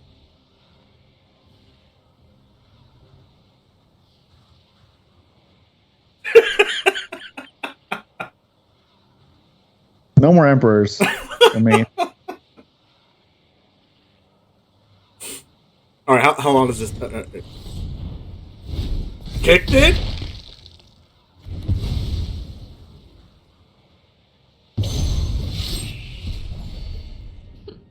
You are not much of a roadblock. You're not much of a roadblock.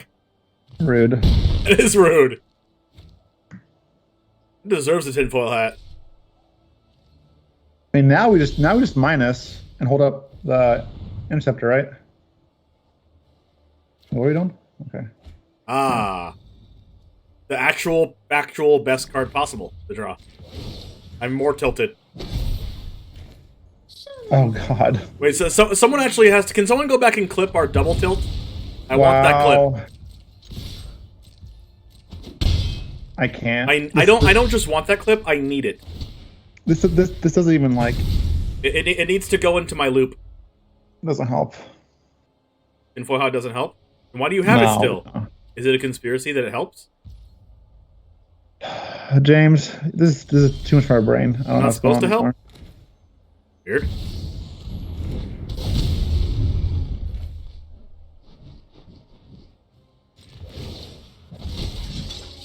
We must protect the people. We must protect the peepo. That card is good too, man. The Peepo? Yeah. We must protect the Peepo.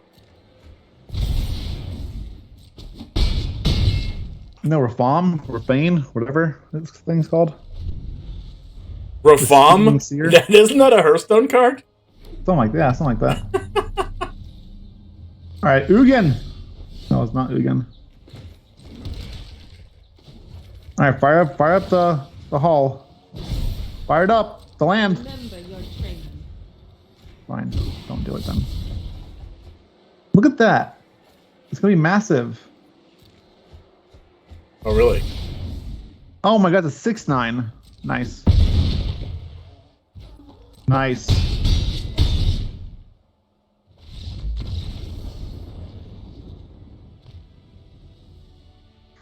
Mother Wandering Emperor.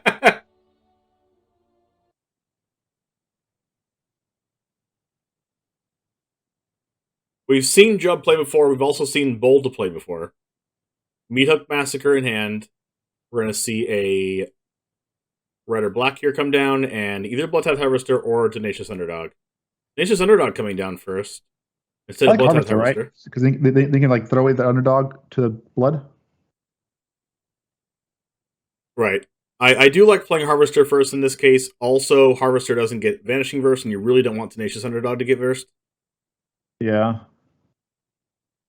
It's also just a free draw, but yeah. Well, you're going to get the free draw either way, even if you play Bloodtithe Harvester on turn 3. But you at least don't get this Tenacious Underdog immediately Vanishing Verse. That's what I'm saying. Like Harvester play more. Right. I guess you could start off by attacking with Tenacious Underdog here, see if they block just to play around Ob Nixilis, then you just like go Harvester, draw a card. Yeah, discard the swamp.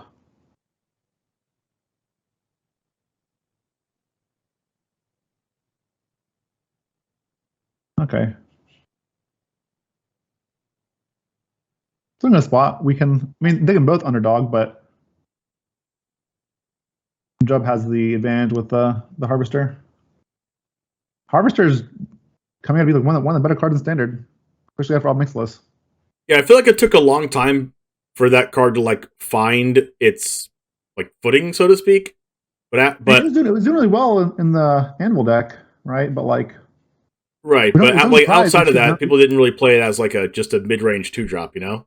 Yeah. I feel like Jim Davis was one of the first people that kind of like put it on the map. Maybe it wasn't the first people that started with it, but definitely played it in the championship and did really, really well with Bloodtide Harvester and Fable the Mirror Breaker, and then everyone just kept playing Bloodtide Harvester after that. I'm not sure who played it first, but the card's definitely good. Right. Whether or not Jim put it like on the played it first is irrelevant, but like the fact that like it was a worldwide put it on the map kind of thing, yeah, I think mattered a lot. Rafine yeah, here. So was Fable was like missed by almost everybody, and then you know we saw it at the championship for a while, and then just now Fable the Mirror Breaker is just everywhere. That card's really good.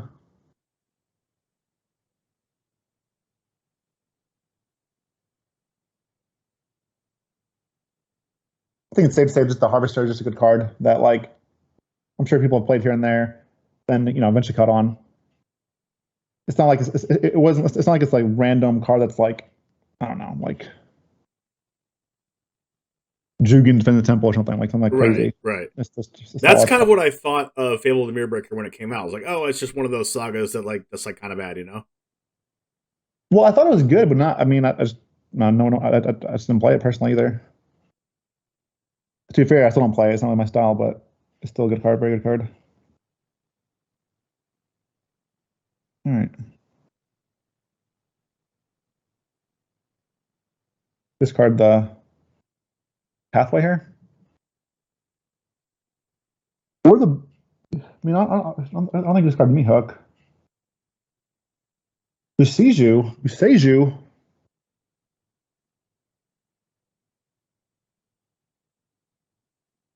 Oh. I'm curious about that discard. This card seems.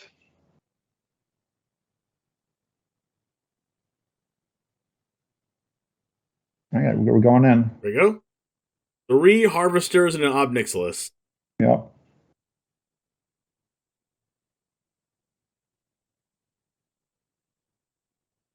So start going up.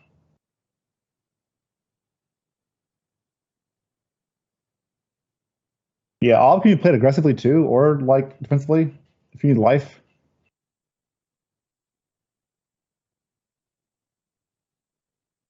All right, so we're plus and double plus. And now like Bold has to be like, okay, well, I'm going to attack these planeswalkers now to try to kill them, but then when you do that, you just like take 6 damage from Bloodtide Harvester. You know, it's just like a lose-lose situation that Nixilis puts you in. And then if you don't attack it, well, I guess Rafine gets a +1/+1 counter from Luminarch, and then you get to loot a non-land out of your hand to kill it. But that's number one, that's discarding a non-land, so it's not nothing. So there could be lands in Bolt's hand. And then just to kill this, and then the Luminarch's going to die. Or like Meat Hook for 1's about to happen. Yeah.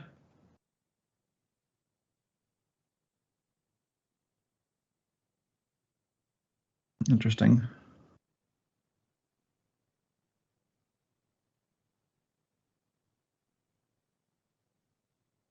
Discard a land. I really like the Rafine. What's it called? The Sphinx with Elspeth. Rafine. It gets big really fast. Yeah, and it just filters. It's so nice. It's very nice.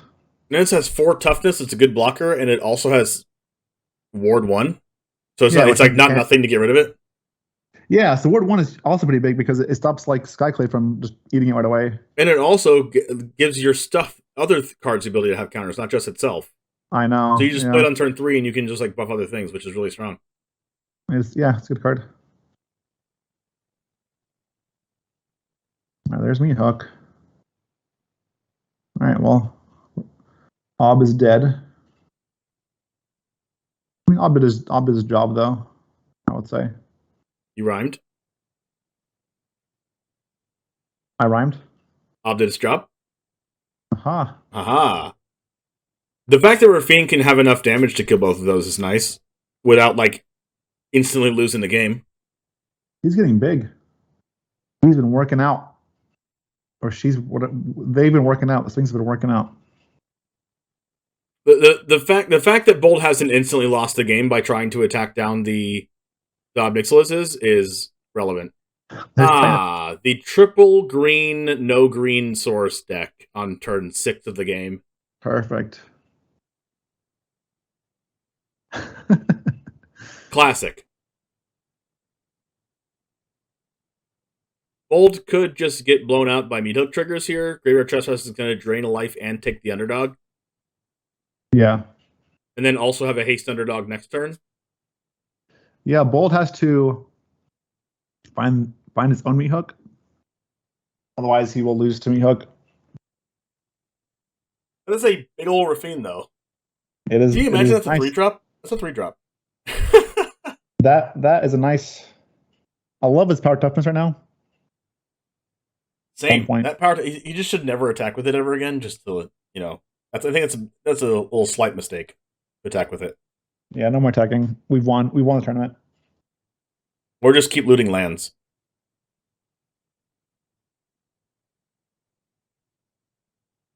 I mean, we're attacking though, right? No, I guess we can't. I guess we can't attack. I don't think we can actually attack. Oh yeah, because it's just dead to Tenacious Underdog plus Graveyard Trespasser. Yeah, so it's actually going to stay back.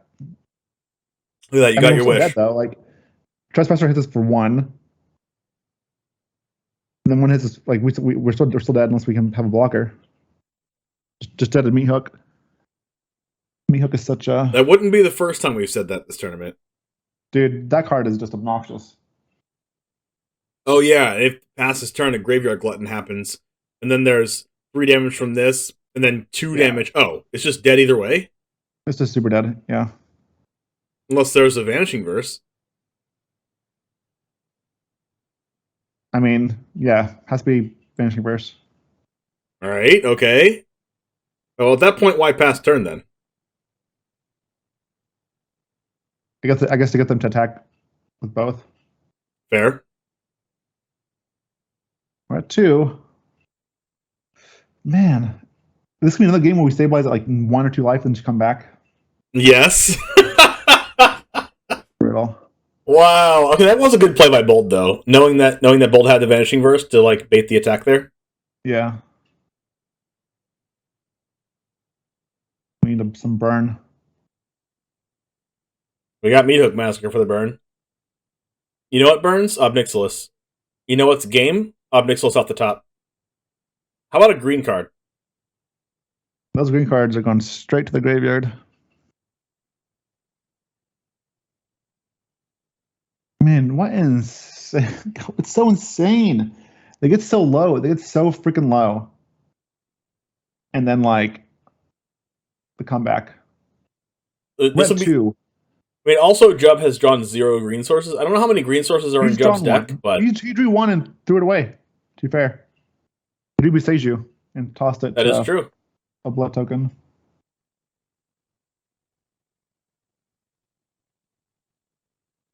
Aggressive.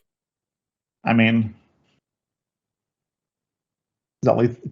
It's not lethal. 7, 12... It's 14. It's 14. Gosh, True. that card's so good. 15 with Wandering Emperor, so not quite lethal, yeah. 13? Right, yeah. Maximum, I'm saying they could have done. What if there's another Vanishing Verse in the deck? There better be, because otherwise this is very risky. Like, because Rafine attacking himself would have been fine. What is this? Are we targeting Archangel? Was this a punt? If there's a removal spell off the top for Jub. Oh, I know it's over. I mean, well, Judd gets to dig deep. He gets to look at 3 cards. Like, all Drub has to do is draw, like, Creature Meat Hook, and then the game's over. Or Underdog. Anything with haste also wins. Yeah, I think the Legion Angel attack was a little bit sus. Let's see. Let's see. All right, off the top, let's go.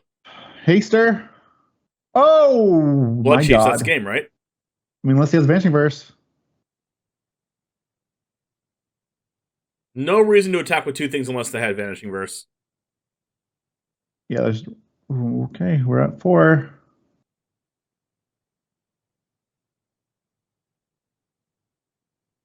Oh my God! Of course they had it. That's why. I mean, there's no way you attack it. Right? There's no way you attack with both. There's no way you attack with both unless you had it.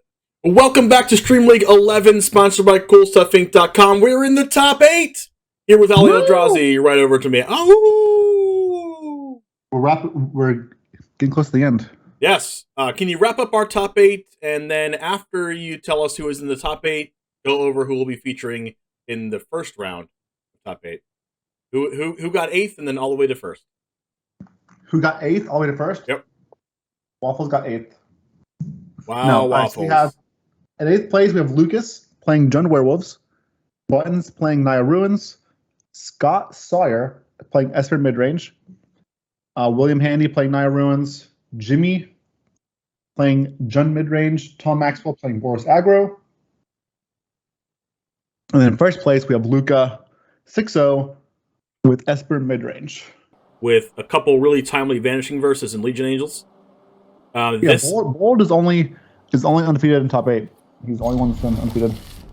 Yep, Bold is undefeated with Esper, and let's see if Esper can reign supreme. Esper does get even better in the new standard with Rafine's Tower as the land that they can play.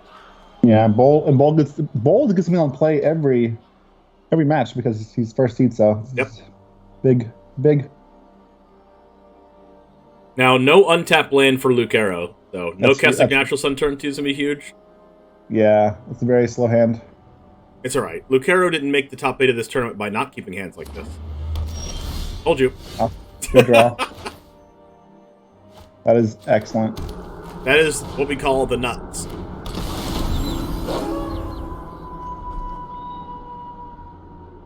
We see a new card here in Riveteer's Charm in the main deck. I bet that card was good against Goldspan Dragons and Swiss. I'm sure. There's the Skyclay. There we go. Called it. Skyclay Person Wandering Emperor. All right, here we go. That's a good land drop. I mean, yeah. Let's keep going. Keep Flame or the Fable. Not Flame. What's that Flame? This allows for Chariot as well. If we don't have to untap land, we'll see what happens, but might do Helena Elena.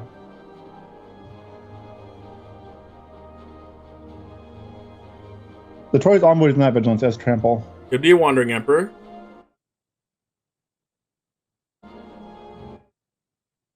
Sound cutting in and out, weirdly enough. Yeah.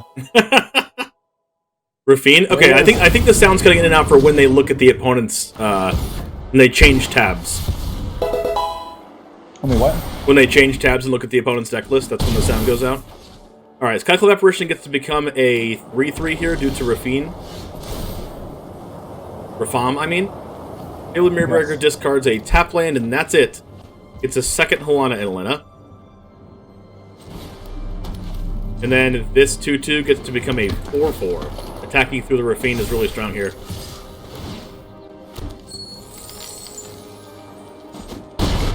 Bam. Again, we can't kill that unless it attacks, or we have another Skyclave Apparition.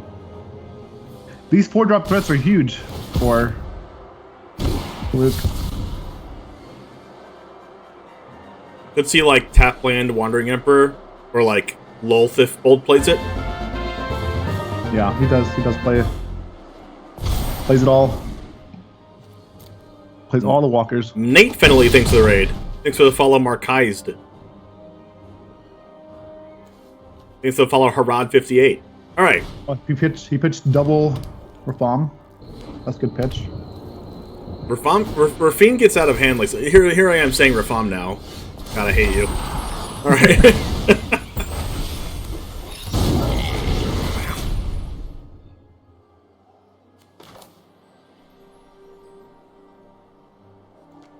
Yeah, I like this play. I like Valky to see if they have a Vanishing Verse. And if they don't, then we can just Chariot and get in there. Give it haste.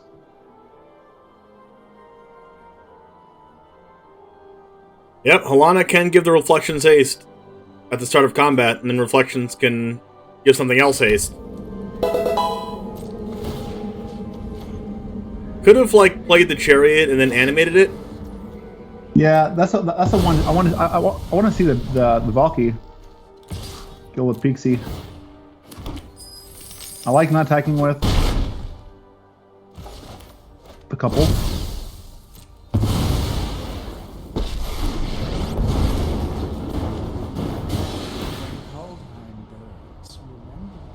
Getting rid of that Skyclave means that Skyclave can come down and take the Rafine, so I like this. Yeah, this gains a lot of life. And then also this lets the Riveteer's Charm kill the Rafine if no other creatures are played. Yeah, and Freeman has to kill the Tibalt as well.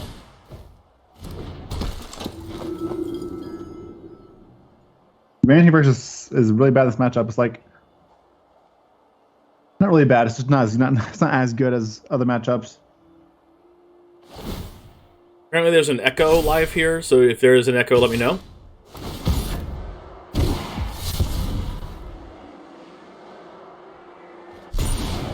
Echo. Apparently.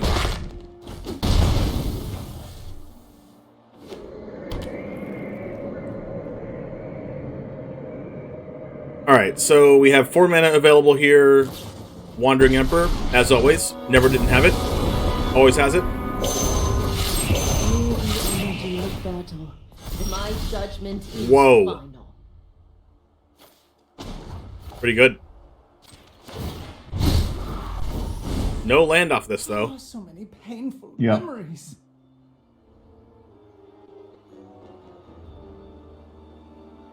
You left Tibalt alone? This is an interesting board state. You just have to get rid of Rafine, right? So it doesn't just, like, destroy you. Yeah. Well, an untapped land off the vault would have been really strong. The chances of missing on land in 2 draws is, like, pretty large. I mean, pretty small chance at missing.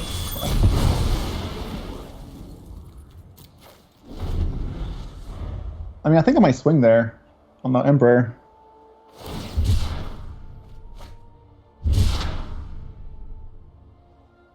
I mean, I guess unless you really want to guard the Tibalt, which also makes sense. Maybe not. Maybe it's probably better hold off and save Tibalt Strike fast and strike. at all costs. That's your goal. You gotta. I mean, I think double blocking the Luminarch here is probably best.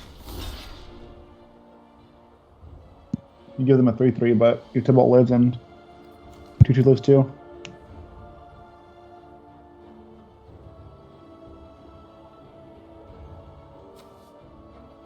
All right, so we go in.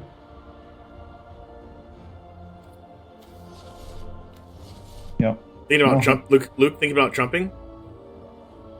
I mean, Luke could just double block the Luminarch, which I think is correct. Then that leaves Luke with a 2/2. And Tibalt at 2. Yep.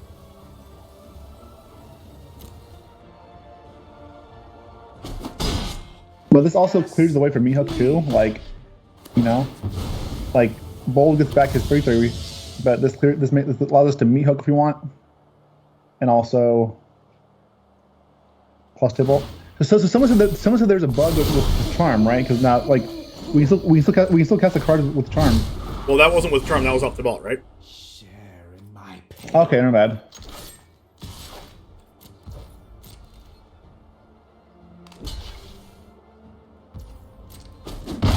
Alright, There's a Meathook for 2. That's what we like to call in the business baited. Meathook for 3, I mean. Yeah.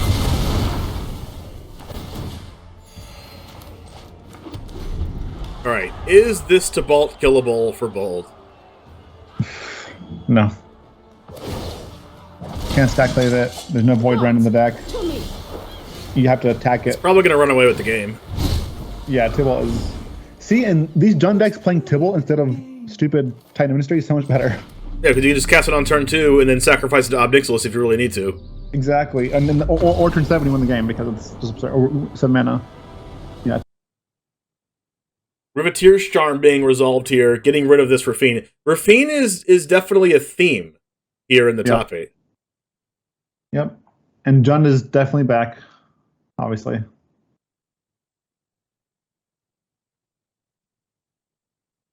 One of these Esper decks can splash a little bit of red for Ob Nixilis. Probably not. Yeah, probably not. About 500 people in this chat. Awesome to see all you guys. Nice. It's okay. You might be used to it, but I'm not. I said nice. I know. Let's see. Bloodtithe Harvester here. Graveyard Glutton. This is Wandering Emperor, right? You dress first, yeah. Oh my goodness. Well, if you duress, they're Wandering Emperor in response. Sure. And then you get to take something else. Yeah, well, at least you know, and maybe you don't attack with the glutton if you don't want to. Oh wow, nothing. Whoa, that's huge. Wait. No, yeah, that's right.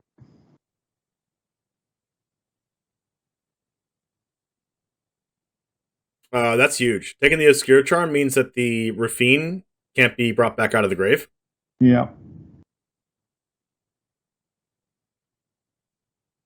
Oh man, they played the thing they knew about, but or didn't know about. Because it's fine. Yeah, I'm not really a fan of that. That's Okay. Ob Nixilis. God bless You America. just attack first. You just attack first with Bloodtithe Harvester. If they kill it, then you get Chariot. If they don't kill it, then you Ob Nixilis. Or you just play Or you Chariot. just Chariot anyway. It doesn't matter. Yeah, probably better to not give them the option. I mean, like, okay, Scoop has to just kill the Harvester here. Either way, I think.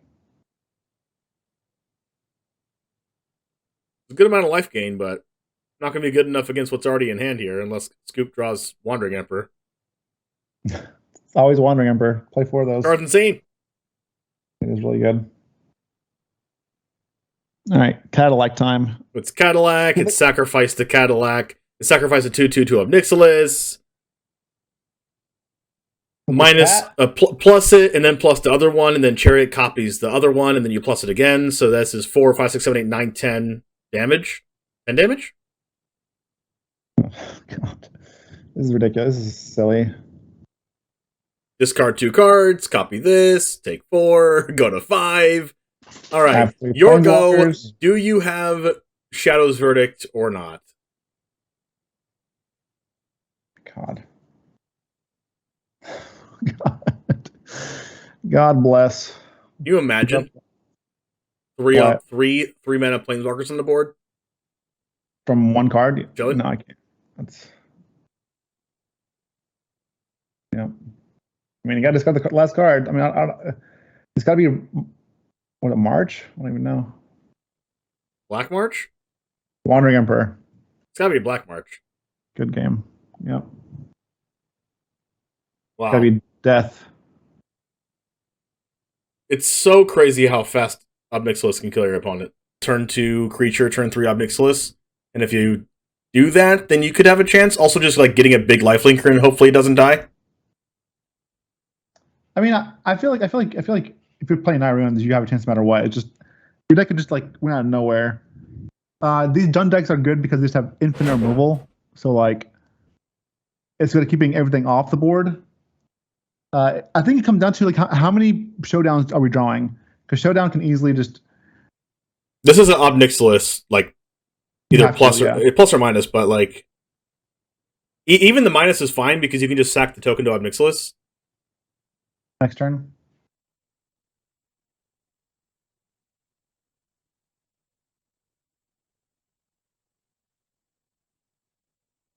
Fable. All right.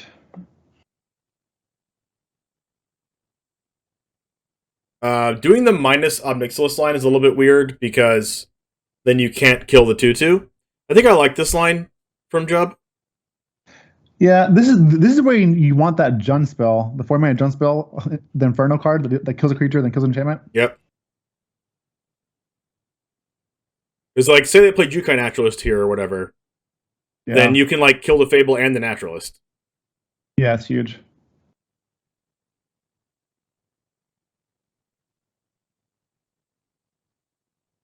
I mean, I think Jub has to protect this Ob really hard because I think at this point we got to go for Ob alt.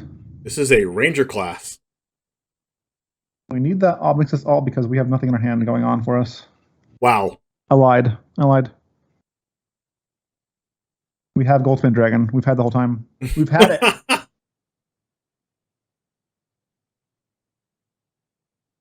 Insane. All right. Here we go. Titan of Industry off the top, just because we have the Goldspan Dragon first. Well, this can give the Rune Reflection of Kiki Jiki haste if Buttons wanted to, but this is now the weird spot where like if you go after the Ob Nixilis, then like you're just gonna die to Goldspan Dragon. Right, but Goldspan is coming either way. It's in the air. This does put the Ob Nixilis to 2, but this gives me like Oko vibes, right? Ob Nixilis is like, all right, here I am. I have a lot of loyalty. You attacked me. I'm still not dead. Do my thing again. Oh yeah, Ob has dealt almost 10 points of damage. He's done like 8 or something, or 6, and then discard a card. And then this is going to be a Fable, and then sacrifice the 2/2 to Ob Nixilis.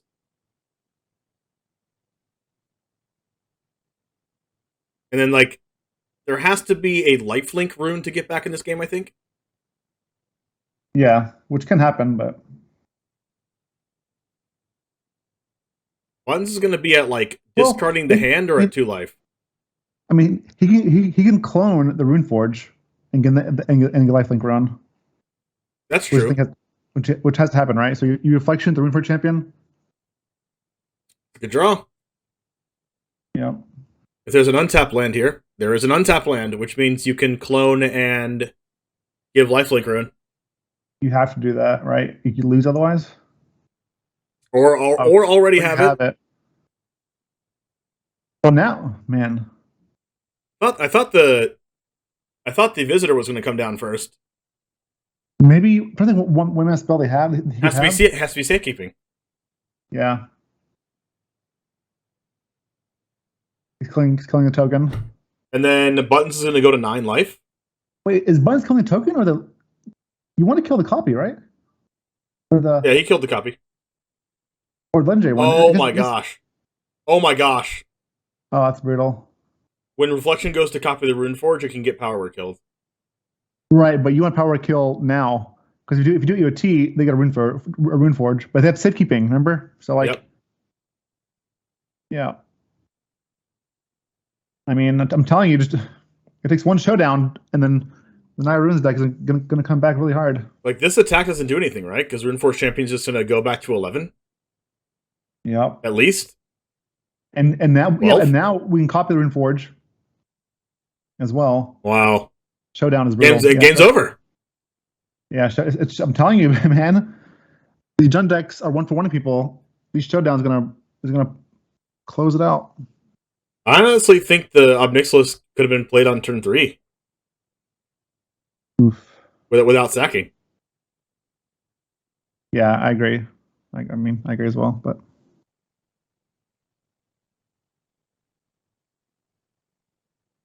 Runes is gonna make the finals. I can't say I'm surprised.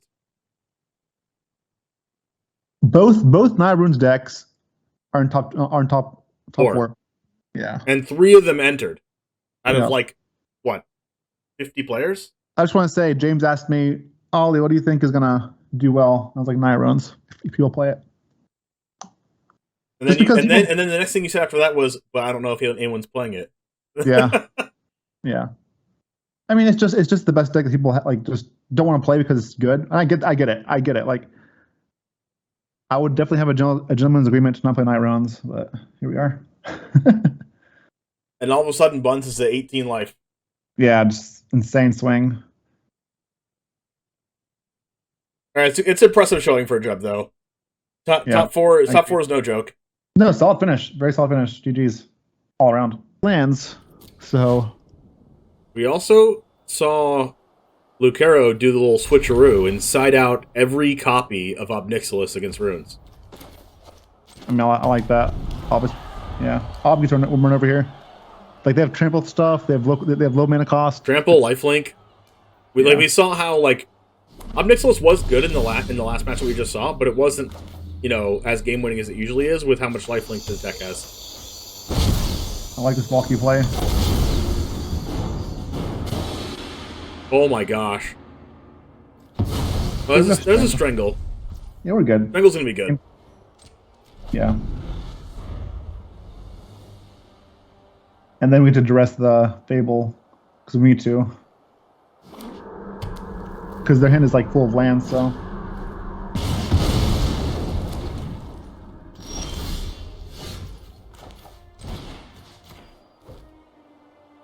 Going for the duress instead of the Fable to try to take away the other Fable. Oh, I agree. I mean, you know their hand. They have a bunch of lands and nothing. Like their hand is nothing. Fable undoes that. Fable unlock their hand. And then Bloodchief's Thirst can get rid of Redain. I might Fable here, honestly. Well, I mean, on a later turn. Yeah, exactly, yeah. And like, Borrow Time's probably going to come down and get rid of the Fable. See, and Luke is ready. Like Luke came prepared for Naya Runes because he's playing like 4 Liberators. He's also playing the Unleash the Inferno, but it might not matter. Can you imagine how good Unleash the Inferno would be right now, killing Redain and Borrow Time? Well, can't cast it because Redain says no. But also true, but in theory, yes. Redain says no. Well, they could cast it. Untap land, make a treasure. Cast Unleash. It costs 6, right? Yeah, that would be 6. Play Beside You untap. No, because we tap because of Redain. No, that's not. That's Archon of Meria. Redain makes no lands come in tap. Oh, okay. Oh my gosh, Catilda. Here we go. Rune of Might. Alright. Unleash the Inferno. No. Unleash the Inferno would still kill both of them. I know. Like, so good. I think we attack with the token. Wait, let me. Attack with token. If they block, we kill the rune and kill both. Oh my gosh, that's such a smart play. We got. Hopefully, we see it. I think he's just like reading and seeing. Oh my gosh, I hope he sees that line. Yeah, he will. I believe. Yeah, because then he can yes do it. That's probably like a game-winning line. I mean, there is a layer of the Hydra on the other side, but I mean, honestly, Sopro should not block it. Yeah. Heads up play. I like this. And then EOT, we're going to Fable and then Dig. Nah, that's it. God bless America. Woo! A lot of cards. I'm telling you, dude, these Naya decks. The final's gonna be Naya versus Naya. Well, that'll be an anticlimactic final, because then we already know who wins. With no changes. No changes, by the way. Well, Strangle. I mean, main deck, it's all... It's literally the same deck.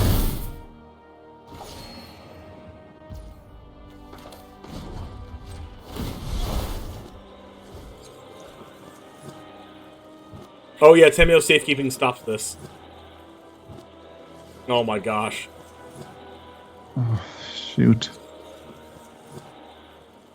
Maybe we should have done a response to the shutdown. Like knowing that Safekeeping was in the deck in game 2. Yeah. Or game 1. Ooh, let's go through. Just trying to protect Catilda. Yeah, it makes sense because if Inferno's drawn, then... Alright, Inferno plus Liberator does it. That's not good. Okay. Liberator can kill the rune and then... Okay, Zeator's Envoy. That's enough to cast both. Yes, go for it. It's enough to cast both and use the Liberator with the excess treasure. Yeah, and the Envoy can actually like don't blitz it. The Envoy can like hit something really good because it's gonna be 6 or less. You get haste. Yeah. Well, that was a really good set of draws. It's still rough. It's still rough, which is crazy, but yeah.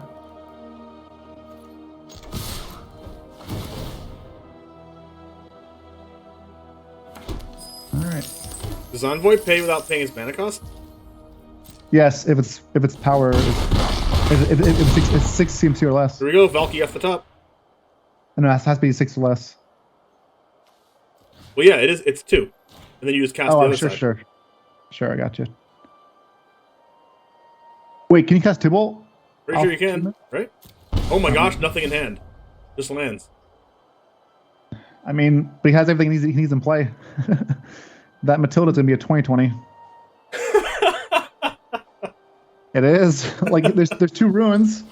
He's gonna draw 2 more cards. Yes, yeah, he gotta do it. Kill the showdown. Tamio safekeeping. Yeah, I would. In that case, Tamio safekeeping and upkeep. If you're planning on doing that.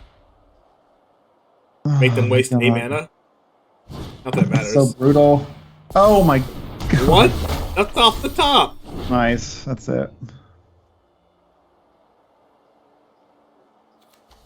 Oof.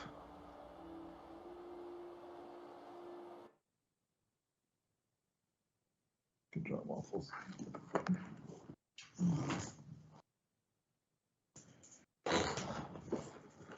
This game is pretty over. I mean, it's got to take some kind of god draw for a Luke Arrow we here. got Ruins for 1 mana. It's I mean, it's lethal. It's 12 Storm damage, right? Seeker can make the Fable have haste. That's 10 damage, 11 damage. This is lethal this turn. It's 11 damage, right?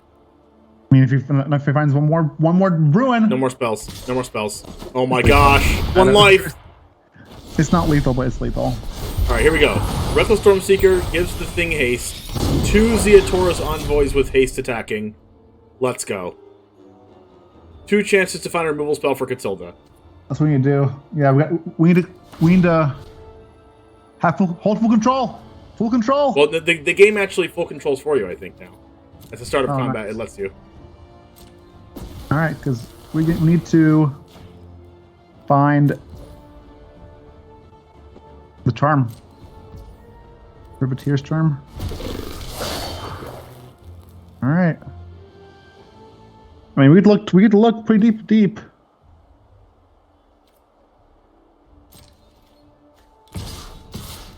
I think you make the treasures in case you draw something you need to cast. Like what are the? I mean, what could that be? Like, Titan of Industry? No, he's not playing Titan of Industry. Let me see. Yeah, I mean, I think we're all in on the charm or the Inferno, but the Inferno's kind of late. I mean, Inferno, it has to be like double Inferno to go Catilda into kill Catilda and Jukai Naturalist. Yeah, it has to be like double Inferno. I think here we're just digging for charm. I like this attack. Get more mana just in case. It has to be double Inferno, I think. No, charm kills the Catilda, right? Oh yeah, it does. Double Inferno or Charm Inferno, maybe? Alright, let's go. Alright. Alright, play it. Come on. Oh, okay. It's not... one of the cards you needed. Close. Hold on. It deals 7 damage? Yeah. Not enough. Man. God, I need that card so much earlier.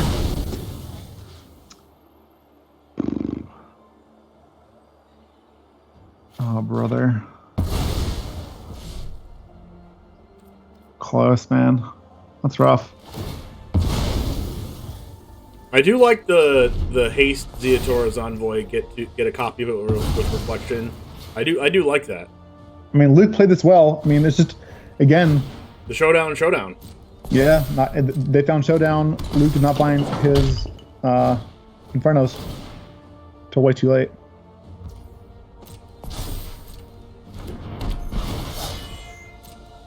Luke played it well, though. Gosh, Inferno's so good in this matchup, though. Like you feel like when you draw one of them, it's just so big of a blowout. But this specific game needed like a combination of like one or two of them throughout the game. Yeah. I mean, even still, though, like even if you draw Infernos, it's rough if your opponent starts chaining the Showdowns, because Showdown is just insane, absolutely breaking. Like if it wasn't for Showdowns, like Sopro would have like kept drawing lands, of course. Are we just dabbing here? Are we flexing? Yes. Like what the heck could Lucero have? I guess another Inferno, but like if he had two Infernos, he would have used them. I mean, sure. Okay. I didn't realize Lucario had one card in his hand. I thought he was like hellbent, but what is it? What's he threatening? Roping, just roping. Oh, maybe he's like trying to bluff something.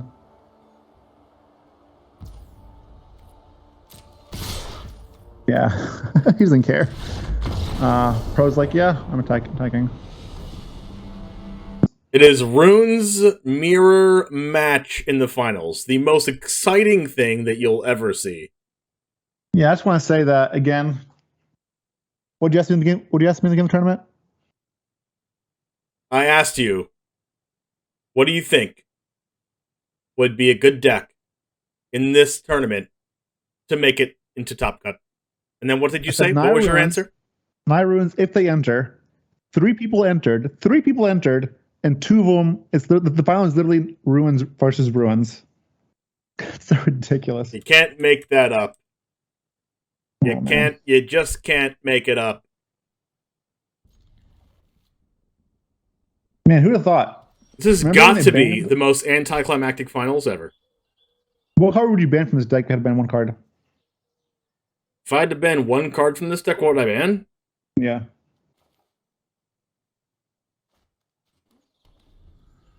Showdown? Yeah, agreed. Absolutely Showdown. This deck is like fair without Showdown. It's still good, but it's not as powerful.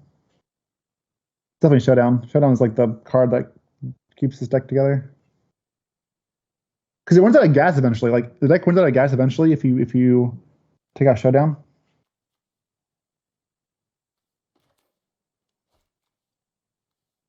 All right, so this is a circle of confinement, but a very slow circle of confinement from buttons. Or not. We'll see what buttons decides to do here. Okay, I thought that was kind of obvious. All right. I mean, we're in finals. We've been playing for 20 hours. Don't want to make mistakes, so I understand the... We've been playing for exactly... Well, wait. No. Runes players play for significantly less amount of time. Because they kill their opponents on like turn 4, right? Sometimes. Yeah. All right, so here we get to go visitor, counter, speed, go. Need for speed. Give me that speed, bro. I said speed, go. Yeah, I mean, there's a speed. Beep, beep, I'm a Jeep.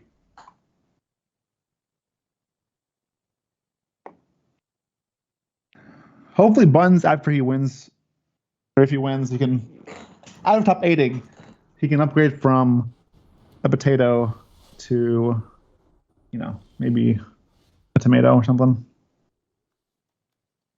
I see some people say like Runeforge champion, but like when you think about banning cards, it's like you got to think, okay, does this card, if it gets banned, does it completely destroy the deck? Is it even a playable deck at that point? And like it's not, right? Like at all. At least if you ban Showdown, people have to be at least creative when they create their card advantage and when they play runes. I mean, I think it's a play without Runeforge champion, honestly. It is unplayable without Rune-Forged Champions. That's what I'm saying. No, Like, I think it's playable. you think it's playable still? I do think it's playable. Yeah, it's just Oh different. no. I think it's different. I don't think. I mean, Showdown is just like the bread and butter though. Like just throwing some different enchantments. Obviously, it's not as like. It's not as I win. Like it's not like free runes or whatever, but I do like how you say I runes. just feel like you can. I just feel like you can grind them down. That Showdown, because it's still just a one for one deck. Mm-hmm. Like seriously, like here without Showdown, we have 2 runes in hand. Like Legion Angel, Naturalist, all that stuff doesn't matter.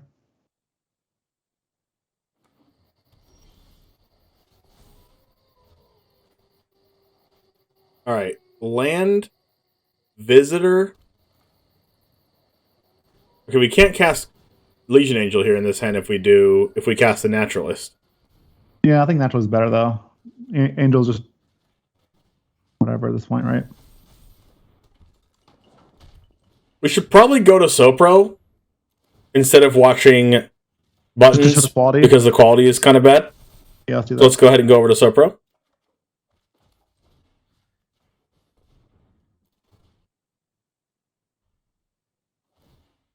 We'll go to him and then curse him. This is much better.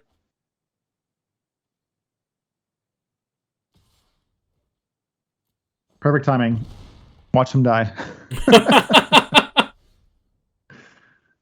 That is a 15-14 generous visitor. This deck just makes hasted life-linking merit lodges. Just That's like a Gulta. oh god. Well, next turn it's gonna be bigger than it's Emrakul. It's Emrakul. generous Gulta. Is generous Galta? Yeah. Oh man. Yeah. Yep. Concede button. All right, game 1 of the finals goes to Buttons. Bring in the strangles. You know, it's really easy if your name is Buttons. You win game 1, loosen up a little bit. Loosen up and then play a song. Yeah. That's why you follow the stream, right? That's why you watch these tournaments, to hear me make the worst jokes possible and the best low-hanging fruit. All right. I would ask, what's your game plan here? But it's just play some stuff, put some counters on your stuff, make sure their stuff doesn't get out of hand, and then kill them. I mean, yeah. I mean, I think this is interesting because, like, if you're on the play, I feel like you want to be the aggressor, right? Would you keep in visitor or no? I don't know. I don't play enough Naya Runes to know really. Is Strangle the only SNC card in the 75? Yes. Is what? Yes. Did any of the earlier players play Orzhov Angels? Did we have any There was Orzhov one. Angels in the tournament? There was one Orzhov Angels. They didn't do well. Yeah.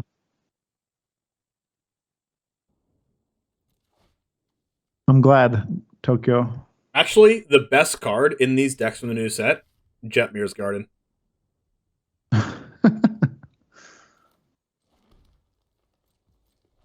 This hand is. My sand's blazing. There it is, Jetmir Garden. All right, we better time to Moon of Might. Not Moon. Sorry, time to Kami. Kami of Transience. Generous Visitor. Pass the turn. All right, here we go. Rune of Might. Draw an untapped land. Play the untapped green source to play around your opponent's removal spell on the Kami of Transience with your Tameo safekeeping. Okay, that didn't work out. Buttons. If Buttons has a 3-mana like exile removal spell for the Kami of Transience, it could be fine because Sopro still has to draw a red source.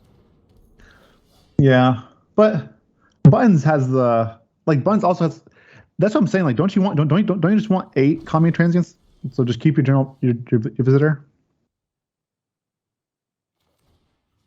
Here we go. Draw a red source. Nope.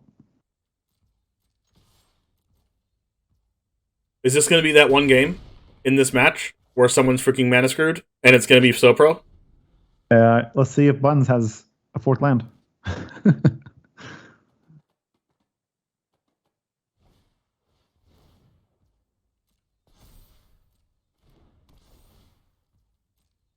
I could definitely see Buttons winning this. I mean, he has the Buttons visitor has too, so- lands. He does have lands and all three colors. Yeah. I'm telling you, like I don't know. On the play, I think I would keep the visitor in, but what do I know? So pro sided the visitors out? Yeah, Interesting. I think on the play, I don't know. It doesn't matter. Here we go. All right, Naturalist into... Oh. I mean, you got to play that one, right? I mean, Naturalist will also play that one, right? Oh, wait, no, there's not two white sources. No. Yeah, we are hurting on This lands is here. the game. I mean, we need to 7 life. Let's go. Gain 7. 14-point life swing. No big deal. A big life swing. Well, there's also going to be a big life swing in the other way. I know. Probably bigger, honestly.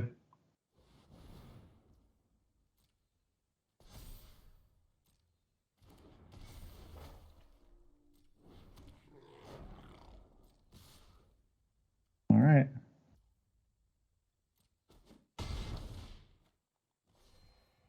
All right, here we go. We need red source.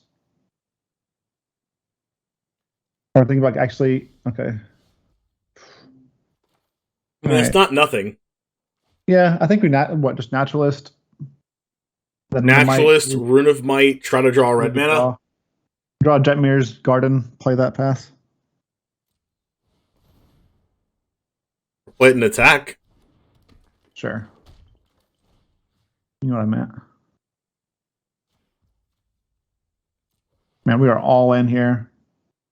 I would have played. My God. Safekeeping is down now. It's kind of risky. Oh my gosh. Nice. All right. Oh god. That is, what, 12 damage? Yep. Oh my gosh. God. This is exactly what happened last game. Put him to 2, the other person scoops. Yeah, but this game, like, there's no.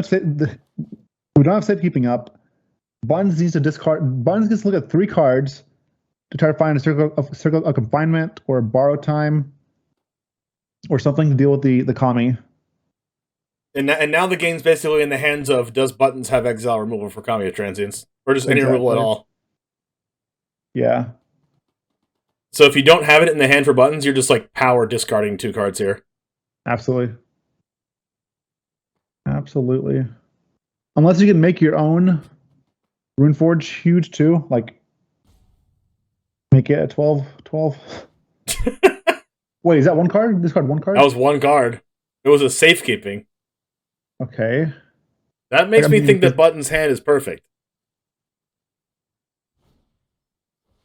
So it's gotta be like Jukai Naturalist, untapped land, like 2 mana exile removal plus like Rune of Sustenance again. I mean, if there's no borrow time or circle of confinement, I think you absolutely discard the 2nd card there. Well, apparently Buttons thinks that he can live, which is why he didn't discard 2 cards, I guess. What do I know? Nothing. Wow. Okay. That's all the mana. I mean, no, it's not, because if they find ruins, they're free, right? They cost 0 mana. Double strangle. Wait, are we dead? It's only 11 damage. No, I'm saying, why do we Alpha Strike just for the treasure? For the treasure to cast Strangle to potentially kill the Jukai Naturalist. Do it. He had it. Yeah. He had it in his hand, right? That was in his hand. Brutal. Wow. I mean, it's not over. We have our own Showdown with Scalds. I'll just play Showdown. Like, because you can find Jukai Naturalist to cast your hand, right? I mean, or then get strangled. There's Strangle in play. Just play Showdown Pass. It sucks, but that's what you gotta do. They have Strangle. Oh no, Strangle kills that too. Oh, there's a safekeeper. And we have safekeeper for that at least, but the only problem is But the this just delays the inevitable. You die to the Runeforge Yeah. champion. I agree. I think you just have to hope think you play showdown. Hope they can't kill you. Opponent's gonna lose their showdown cards, and hopefully you draw naturalist and can go off from there.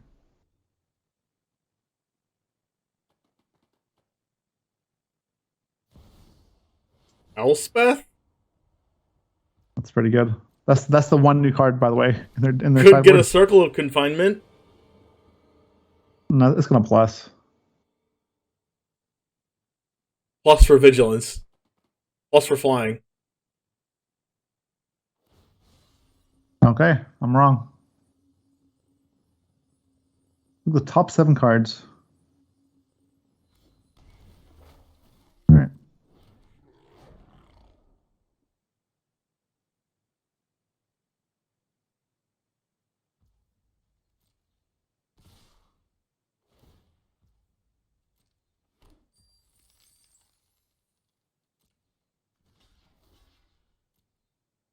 Kill that. Safe keeping it. Can't Strangle in response because it's not Lightning Bolt. Yeah. Okay. Oh my god.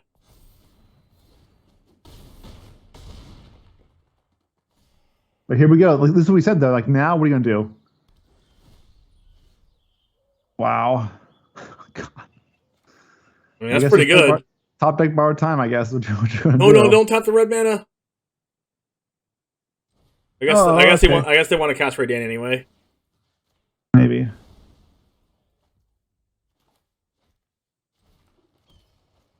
All right. 21 life on the other side. How many times has Buttons been to like 4 life, and then 2 life, and then 17, and then 2, and then 21? Yeah, it's just lifelink trampler battle.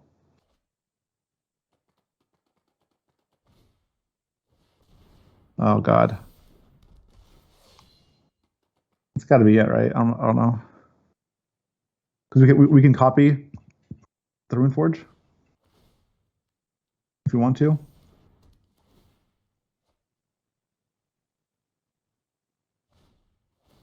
Elspeth can give whatever too. +1/+1 to like Jukai Naturalist. First strike maybe. Sure. I mean, Yep. Yeah. First strike lifelink is no joke. And Legion Angel. No. Man.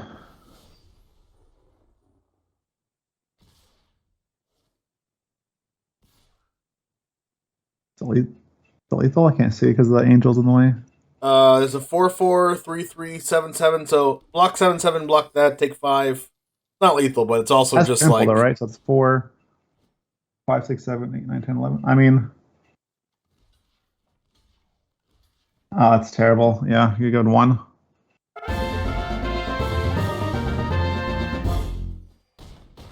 Yeah, I really think that the one turn we had to play Showdown with Skulls there. Like, look, if we had played Showdown and not Angel, we would have got Borrowed Time and Circle. Yeah.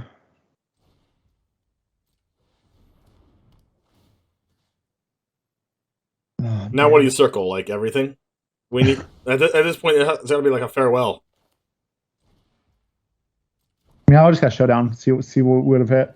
I'm curious now. What else? Well, these would be the draws for turn, right? Another Showdown. Oh man, that'd have been disgusting. Yeah, honestly, if you had played Showdown, I think if you played Showdown instead of the Angel that one turn, just taking a big hit. It's Wow.